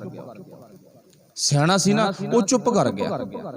ਹੁਣ ਜਦੋਂ ਚੁੱਪ ਕਰ ਗਿਆ ਨਾ, ਉਹ ਕਹਿੰਦਾ 1-2 ਦਿਨ ਲੰਘਣ ਤੋਂ ਬਾਅਦ ਕਹਿੰਦਾ ਰਾਜਾ ਸਾਹਿਬ ਮੈਨੂੰ ਪਤਾ, ਮੈਂ ਤੁਹਾਡੇ ਸੁਭਾਅ ਬਾਰੇ ਜਾਣਦਾ, ਤੁਸੀਂ ਨਾਟਕ ਵੇਖਣ ਦੇ ਬੜੇ ਸ਼ੌਕੀਨ ਹੋ। ਰਾਜਾ ਕਹਿੰਦਾ ਹਾਂ। ਕਹਿੰਦਾ ਜੇ ਤੁਸੀਂ ਕਹੋ ਤੇ ਮੈਂ ਨਾਟਕ ਦਾ ਪ੍ਰਬੰਧ ਨਾ ਕਰਨਾ ਕੋਈ, ਨਾਲੇ ਤੁਸੀਂ ਦੇਖ ਲਿਓ ਨਾਲੇ ਮੈਂ ਵੇਖ ਲੂੰਗਾ, ਆਪਾਂ ਕੋਈ ਬੁਲਾ ਲੈਣੇ ਕਿਸੇ ਪਾਸੋਂ ਨਾਟਕ ਟੀਮ। ਰਾਜਾ ਕਹਿੰਦਾ ਚੱਲ ਠੀਕ ਆ, ਕਰ ਲਾ ਪ੍ਰਬੰਧ ਭਾਈ। ਹੈ ਲੋਭੀ ਰਾਜਾ, ਅਤਿਆਚਾਰ ਕਰਨ ਵਾਲਾ, ਲੋਕਾਂ ਤੇ ਧੱਕਾ ਕਰਨ ਵਾਲਾ, ਪਾਪੀ ਵਰਤੀ ਦਾ ਰਾਜਾ ਹੈਗਾ। ਕਿੱਥੇ ਰੱਬ ਦਾ ਨਾ, ਕਿੱਥੇ ਭਜਨ, ਨਾ ਨੇੜੇ ਤੇੜੇ ਵੀ ਨਹੀਂ ਹੈ। ਹੁਣ ਆਪਣੇ ਵਜ਼ੀਰ ਨੂੰ ਦੱਸ ਦਿੱਤਾ, ਕਹਿੰਦਾ ਕੋਈ ਗੱਲ ਨਹੀਂ ਤੂੰ ਪ੍ਰਬੰਧ ਕਰ ਲੈ, ਨਾਟਕ ਟੀਮ ਬੁਲਾ ਲੈ। ਹੁਣ ਵਜ਼ੀਰ ਹੁਸ਼ਿਆਰ ਆ, ਸਿਆਣਾ ਵੀ ਆ, ਉਹਨੇ ਭਾਵ ਕੀ ਕੀਤਾ, ਨਾਟਕ ਟੀਮ ਦੇ ਨਾਲ ਆਪਣਾ ਤਾਲਮੇਲ ਬਣਾਇਆ। ਹੁਣ ਵਜ਼ੀਰ ਆ, ਨਾਟਕ ਟੀਮ ਤਾਂ ਭਾਵੇਂ ਮਗਰ ਫਿਰਦੀ ਹੋਊਗੀ, ਇੱਕ ਨਹੀਂ ਭਾਵੇਂ 10 ਇਕੱਠੀਆਂ ਕਰ ਲਏ, ਰਾਜੇ ਦਾ ਵਜ਼ੀਰ ਆ ਨਾ, ਉਹ ਆਮ ਵਿਅਕਤੀ ਤਾਂ ਹੈ ਨਹੀਂ ਕੋਈ। ਹੁਣ ਜਿਹੜੀ ਰਾਜੇ ਦੇ ਦਰਬਾਰ ਵਿੱਚ ਨਾਟਕ ਟੀਮ ਆਉਣੀ ਆ, ਉਹਨਾਂ ਦੇ ਨਾਲ ਆਪਣਾ ਰਾਬਤਾ ਪਹਿਲਾਂ ਕਾਇਮ ਕਰ ਲਿਆ, ਉਹਨਾਂ ਨਾਲ ਗੱਲਬਾਤ ਤੈਅ ਕਰ ਲਈ। ਕਹਿੰਦਾ ਜਿਹੜਾ ਤੁਸੀਂ ਨਾਟਕ ਖੇਡਣਾ ਨਾ, ਤੁਸੀਂ ਆਪਣੀ ਮਰਜ਼ੀ ਨਾਲ ਨਹੀਂ, ਮੇਰੀ ਮਰਜ਼ੀ ਨਾਲ ਖੇਡਣਾ, ਕਰੋਗੇ ਕੰਮ ਕੇ ਨਹੀਂ ਕਰਦੇ। ਉਹ ਕਹਿੰਦੇ ਤੇਰੀ ਮਰਜ਼ੀ ਚੱਲੂ, ਸਾਡੀ ਮਰਜ਼ੀ ਨਹੀਂ ਚੱਲਣੀ। ਉਹ 'ਚ ਨਾਟਕ ਟੀਮ ਨੇ ਕਹਿਤਾ ਨਾ, ਅਸੀਂ ਆਪਣੇ ਮੁਤਾਬਕ ਨਹੀਂ, ਅਸੀਂ ਤੇਰੇ ਮੁਤਾਬਕ ਚੱਲਾਂਗੇ। ਠੀਕ ਆ, ਜਦੋਂ ਮਤਲਬ ਕਿਦਾਂ ਦੀ ਗੱਲ ਤੈਅ ਕਰ ਲਈ ਨਾ, ਤੇ ਹੁਣ ਉਹਨੇ ਦੱਸ ਦਿੱਤਾ, ਕਹਿੰਦਾ ਤੁਸੀਂ 2 ਰਾਜੇ ਪਾਤਰ ਬਣਨਾ। ਪਾਤਰ ਤੁਸੀਂ 2 ਜਣਿਆਂ ਨੇ, ਰਾਜੇ ਬਣਨਾਗਾ। ਇੱਕ ਰਾਜੇ ਦਾ ਉਹਨਾਂ ਨੇ ਨਾਟਕ ਟੀਮ ਨੂੰ ਆਪਣੇ ਵੱਲੋਂ ਇੱਕ ਕਹਾਣੀ ਦੇਤੀ। ਇੱਕ ਰਾਜੇ ਦਾ ਨਾਮ ਤੁਸੀਂ ਵਿਵੇਕ ਰੱਖਣਾ ਤੇ ਦੂਜੇ ਰਾਜੇ ਦਾ ਨਾਮ ਰੱਖਣਾ ਤੁਸੀਂ ਮੋਹ। 2 ਨਾਂ ਰੱਖਣੇ ਨੇਗੇ। ਤੇ ਇਦਾਂ ਦੀ ਨਾਟਕ ਦੀ ਸਾਰੀ ਕਾਰਵਾਈ ਉਹਨਾਂ ਨੂੰ ਸਮਝਾਤੀ, ਤੇ ਇਹ ਨਾਟਕ ਤੁਸੀਂ ਰਾਜੇ ਅੱਗੇ ਖੇਡਣਾਗਾ। ਉਹ ਕਹਿੰਦੇ ਠੀਕ ਆ। ਹੁਣ ਕਹਾਣੀ ਕੀ ਦੱਸੀ ਆ, ਇੱਕ ਰਾਜਾ ਬਣ ਗਿਆ ਸਟੇਜ ਤੇ ਜਿਹਦਾ ਨਾਮ ਰੱਖਿਆ ਵਿਵੇਕ। ਇੱਕ ਰਾਜਾ ਬਣ ਗਿਆ ਜਿਹਦਾ ਨਾਮ ਰੱਖਿਆ ਮੋਹ। ਹੁਣ ਉਹਨਾਂ ਦੋਨਾਂ ਰਾਜਿਆਂ ਦੀ ਲੜਾਈ ਪਵਾਤੀ। ਜਿਹੜਾ ਦ੍ਰਿਸ਼ ਬਣਾ ਕੇ ਦਿੱਤਾ ਨਾ, ਕਹਾਣੀ ਬਣਾ ਕੇ ਦਿੱਤੀ ਆ, ਉਹਨਾਂ ਰਾਜਿਆਂ ਦੀ ਦੋਨਾਂ ਦੀ ਲੜਾਈ ਪਵਾ ਦਿੱਤੀ। ਹੁਣ ਵਿਵੇਕ ਰਾਜਾ ਜਿਹੜਾ, ਉਹ ਆਪਣੇ ਵੱਲੋਂ ਦਇਆ, ਧਰਮ, ਸਤ, ਸੰਤੋਖ, ਸੰਜਮ ਇਹਨਾਂ ਨੂੰ ਫੌਜ ਦੇ ਰੂਪ ਵਿੱਚ ਭੇਜਦਾਗਾ। ਜਿਹੜਾ ਮੋਹ ਆਗਾ, ਉਹ ਕਾਮ, ਕ੍ਰੋਧ, ਲੋਭ, ਮੋਹ, ਹੰਕਾਰ, ਇਹਨਾਂ ਭਾਵ ਵਿਸ਼ੇ ਵਿਕਾਰਾਂ ਨੂੰ ਆਪਣੇ ਵੱਲੋਂ ਭੇਜਦਾ। ਆਖਰਕਾਰ ਏਦਾਂ ਮਾਰ ਲੜਾਈ ਚੱਲਦੀ ਰਾਜਾ ਦੇਖ ਰਿਹਾ ਹੈਗਾ। ਆਖਰਕਾਰ ਕੀ ਹੁੰਦਾਗਾ, ਮੋਹ ਵਾਲਾ ਰਾਜਾ ਜਿਹੜਾ ਹੈ ਉਹ ਜਿੱਤ ਜਾਂਦਾ। ਮੋਹ ਵਾਲਾ ਰਾਜਾ ਉਹ ਜਿੱਤ ਜਾਂਦਾ। ਮੋਹ ਵਾਲਾ ਰਾਜਾ ਜਦੋਂ ਜਿੱਤ ਜਾਂਦਾ ਨਾ, ਤੇ ਉਸ ਵਕਤ ਉਹਦੇ ਜਿੱਤਣ ਦਾ ਕਾਰਨ ਇਹ ਤੁਸੀਂ ਸਟੇਜ ਤੇ ਸੁਣਾਉਣਾ। ਉਹ ਤਾਂ ਪਤਾ ਹੀ ਲੱਗ ਗਿਆ ਜੋ ਕੁਝ ਕਰਨਾ। ਉਹ ਜਿੱਤ ਦਾ ਨਤੀਜਾ, ਜਿੱਤਿਆ ਕਿਉਂ, ਉਹ ਤੁਸੀਂ ਗੱਲ ਅੰਕੜੇ ਬਾਅਦ ਵਿੱਚ ਦੱਸਣੇ ਆ। ਜਿਵੇਂ ਮੰਨ ਲਓ ਪਿੰਡਾਂ 'ਚ ਵੋਟਾਂ ਨਹੀਂ ਪੈਂਦੀਆਂ, ਆਪਾਂ ਸਾਰਿਆਂ ਨੂੰ ਪਤਾ ਹੁੰਦਾ ਵੀ ਫਲਾਨੇ ਦੀ ਹਵਾ ਵੱਧਦਾ, ਫਲਾਨੇ ਮਗਰ ਵੋਟ ਵੱਧਦਾ। ਜਿੱਤ ਕੌਣ ਗਿਆ, ਜਿੱਤ ਦੂਜਾ ਗਿਆ ਯਾਰ। ਤੇ ਫਿਰ ਆਪਾਂ ਖੁੰਡ ਚਰਚਾ ਅੰਕੜੇ ਕੱਢਦੇ ਆ, ਉਹ ਨਹੀਂ ਭਾਈ ਉਹ ਧੋਖਾ ਕਰ ਗਏ, ਉਹ ਗਿਣਤੀ ਘੱਟ ਵੱਧ ਕਰ ਗਏ, ਉਹ ਆਪਣੇ ਵੱਲੋਂ ਧੱਕੇ ਨਾਲ ਵੱਧ ਰੁਪਏ ਦੇ ਕੇ ਵੋਟਾਂ ਪਵਾ ਗਏ। ਨਹੀਂ, ਜਿੱਤਣ ਦੀ ਤਾਂ ਕੋਈ ਚਾਂਸ ਹੀ ਨਹੀਂ ਸੀ। ਆਪਾਂ ਅੰਕੜੇ ਕੱਢਦੇ ਆ। ਹੁਣ ਜਿਹੜੀ ਉਹ ਟੀਮ ਸੀ, ਉਹਨਾਂ ਨੂੰ ਪੁੱਛਿਆ ਵੀ ਮੋਹ ਕਿਉਂ ਜਿੱਤਿਆ। ਉਹਨਾਂ ਨੇ ਦੱਸਿਆ, ਕਹਿੰਦੇ ਆਖਰ ਗੱਲ ਇਹ ਆ ਵੀ ਜਿਹੜਾ ਮੋਹ ਆ ਨਾ, ਇਹ ਵਿਵੇਕ ਤੇ ਹਾਵੀ ਹੋ ਜਾਂਦਾਗਾ। ਵਿਵੇਕ ਤੇ ਜਦੋਂ ਹਾਵੀ ਹੋ ਜਾਂਦਾਗਾ, ਇਹ ਆਪਣੇ ਵੱਲੋਂ ਇੰਨੇ ਗਲਤ ਚਾਂਸ ਬਣਾਉਂਦਾ ਮੋਹ, ਭਾਵ ਵਿਵੇਕ ਨੂੰ ਦਬਦਾ ਬਹੁਤ ਜ਼ਿਆਦਾ। ਵਿਵੇਕ ਇੱਕ ਵਾਰ ਦੁਨੀਆ ਦੇ ਮੁਤਾਬਕ ਦਬ ਵੀ ਜਾਂਦਾ, ਹਰ ਵੀ ਜਾਂਦਾ, ਪਰ ਆਖਰਕਾਰ ਜਿਹੜੀ ਅਸਲੀਅਤ ਆ ਨਾ, ਜਿਹੜਾ ਵਿਵੇਕ ਆ, ਸਿਆਣਾਗਾ ਰਾਜਾ, ਉਹ ਦਬਣ ਦੇ ਬਾਵਜੂਦ ਵੀ ਦਬਦਾ ਨਹੀਂ ਹੈ। ਚੇਤਾ ਰੱਖਿਓ, ਇਹ ਮੋਹ ਨੂੰ ਪੁੱਛ ਕੇ ਵੇਖੋ, ਮੋਹ ਰੂਪੀ ਰਾਜੇ ਨੂੰ ਪੁੱਛ ਕੇ ਵੇਖੋ, ਹਰਿਆ ਤੂੰ ਆ ਕਿ ਵਿਵੇਕ। ਇਹ ਮੋਹ ਰੂਪੀ ਰਾਜਾ ਦੱਸੂਗਾ, ਮੈਂ ਨਹੀਂ ਜਿੱਤਿਆ ਤਾਂ ਵਿਵੇਕ ਰੂਪੀ ਰਾਜਾ, ਮੈਂ ਤਾਂ ਹਰਿਆ ਵਿਆ। ਮੇਰੇ ਕੋਲ ਤਾਂ ਚਲਾਕੀਆਂ, ਮੇਰੇ ਕੋਲ ਤਾਂ ਧੋਖਾ, ਮੇਰੇ ਕੋਲ ਤਾਂ ਭਾਈ ਬਹੁਤ ਗਲਤ ਖਿਆਲ ਨੇ, ਜਿਨ੍ਹਾਂ ਕਰਕੇ ਮੈਂ ਇੱਕ ਵਿਵੇਕ ਤੇ ਪਰਦਾ ਪਾਤਾ, ਪਰ ਉਹ ਪਰਦਾ ਸਦਾ ਵਾਸਤੇ ਨਹੀਂ ਪੈਂਦਾਗਾ। ਇਹ ਕਹਾਣੀ ਕੀ ਆ, ਰਾਜੇ ਨੂੰ ਸਮਝਾਉਣ ਵਾਸਤੇ। ਹੁਣ ਚੇਤਾ ਰੱਖਿਓ, ਜਿੰਨਾ ਸਿੱਖ ਕੌਮ ਦੇ ਵਿੱਚ ਘਾਣ ਹੋਇਆ, ਘਾਣ ਹੋਇਆ ਨਾ, ਜਿੰਨਾ ਵੀ ਘਾਣ ਹੋਇਆ, ਜੇ ਆਪਾਂ ਕਹਿੰਦੇ ਆ ਵੀ ਸਿੱਖਾਂ ਦੀਆਂ 87% ਕੁਰਬਾਨੀਆਂ ਤੇ ਸਿੱਖਾਂ ਦੀ ਆਬਾਦੀ 2% ਆ, ਆਬਾਦੀ 2%, ਕੁਰਬਾਨੀਆਂ 87%। ਇਹ ਸਾਰਾ ਵਿਵੇਕ ਤੇ ਪਰਦਾ ਪਾਇਆ ਗਿਆ ਗਾ, ਲੜਾਈ ਕਰਕੇ, ਗੋਲੀਆਂ ਚਲਾ ਕੇ, ਜੋ ਮਰਜ਼ੀ ਕਰਕੇ। ਭਾਵ ਕੀ ਆ, ਆਖਰਕਾਰ ਵਿਵੇਕ ਦੀ ਇੱਕ ਦਿਨ, ਸੱਚ ਦੀ ਜਿਹਨੂੰ ਆਪਾਂ ਕਹਿੰਦੇ ਨੇ ਇੱਕ ਦਿਨ ਜਿੱਤ ਹੋ ਜਾਂਦੀ ਆ। ਭਾਵੇਂ ਨੀਹਾਂ ਵਿੱਚ ਬਾਬਾ ਜ਼ੋਰਾਵਰ ਸਿੰਘ ਤੇ ਫਤਿਹ ਸਿੰਘ ਚਿਣੇ ਗਏ, ਪਰ ਜਿੱਤ ਉਹਨਾਂ ਦੀ ਹੋਈ ਆ। ਸੱਚ ਕੋ ਮਿਟਾਓਗੇ ਤੋ ਮਿਟੋਗੇ ਜਹਾਨ ਸੇ। ਕਹਿਣ ਤੋਂ ਭਾਵ ਕੀ ਹੈ, ਰਾਜੇ ਦੇ ਧਿਆਨ ਵਿੱਚ ਗੱਲ ਆ ਗਈ ਵੀ ਮੈਂ ਆਪਣੇ ਜੀਵਨ ਦੇ ਵਿੱਚ ਜਿੰਨੇ ਵੀ ਪਾਪ ਅਤਿਆਚਾਰ ਕਰਦਾ ਹਾਂ ਉਹ ਮੋਹ ਰੂਪੀ ਰਾਜੇ ਪਿੱਛੇ ਲੱਗ ਕੇ ਕਰ ਰਿਹਾ ਹਾਂ। ਅੱਜ ਤੋਂ ਮੋਹ ਰੂਪੀ ਰਾਜੇ ਦਾ ਖਹਿੜਾ ਛੱਡਿਆ ਤੇ ਵਿਵੇਕ ਰੂਪੀ ਰਾਜੇ ਨਾਲ ਜਾਰੀ ਪਾ ਲਈ। ਕਹਿਣ ਤੋਂ ਭਾਵ ਰਾਜੇ ਦਾ ਆਪਣੇ ਦਿਮਾਗ ਦੇ ਨਾਲ, ਆਪਣੀ ਸਿਆਣਪ ਦੇ ਨਾਲ ਵਜ਼ੀਰ ਨੇ ਸੁਭਾਅ ਬਦਲ ਦਿੱਤਾ। ਇੱਥੇ ਗੁਰੂ ਸਾਹਿਬ ਜੀ ਕਹਿੰਦੇ ਨੇ, ਕਹਿੰਦੇ ਫਿਰ ਆਪਾਂ ਵੀ ਭਾਈ ਆਪਣੇ ਮਾਲਕ ਪਰਮੇਸ਼ਰ ਗੁਰੂ ਨਾਲ ਜੁੜ ਕੇ ਰਹਿਣਾਗਾ।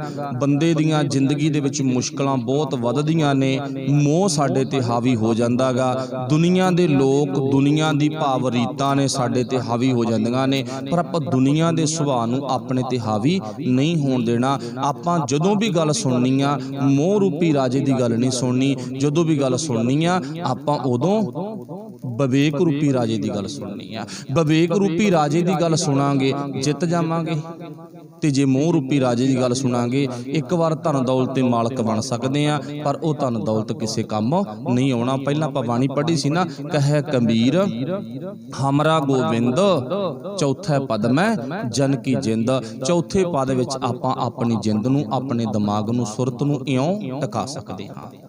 ਅੱਗੇ ਪਾਤਸ਼ਾਹ ਜੀ ਜ਼ਿਕਰ ਕਰਦੇ ਨੇ, ਸਾਚੀ ਭਗਤ ਕਰਹਿ ਦਰ ਜਾਪੈ, ਘਰ ਦਰ ਸੱਚਾ ਸੋਈ। ਸੱਚੀ ਭਗਤੀ ਪਾਇਓ ਮਾਲਕ ਦੀ, ਪਰਮੇਸ਼ਰ ਦੀ ਕਰਿਆ ਕਰੀਏ। ਨਾਨਕ ਸੱਚਾ ਸੁਹੇਲਾ ਸੱਚ, ਸੱਚਾ ਸੁਹੇਲਾ ਸੱਚਾ ਗੀਤ ਇਉਂ ਅੰਦਰ ਚੱਲੇਗਾ। ਸੱਚ ਬਾਣੀ ਸ਼ਬਦੇ ਹੀ ਸੁਖ ਹੋਈ। ਭਾਵ ਸੱਚੀ ਬਾਣੀ ਸ਼ਬਦ ਨਾਲ ਜੁੜ ਕੇ ਅਸੀਂ ਸੁਖ ਪ੍ਰਾਪਤ ਕਰ ਸਕਦੇ ਹਾਂ। ਵਿਸ਼ਾ ਕੀ ਸੀ ਵੀ ਭਾਵ ਅਸੀਂ ਆਪਣੀ ਸੁਰਤ ਰੂਪੀ ਚੌਥੇ ਪਦ ਤੱਕ ਕਿਵੇਂ ਜਾ ਸਕਦੇ ਹਾਂ?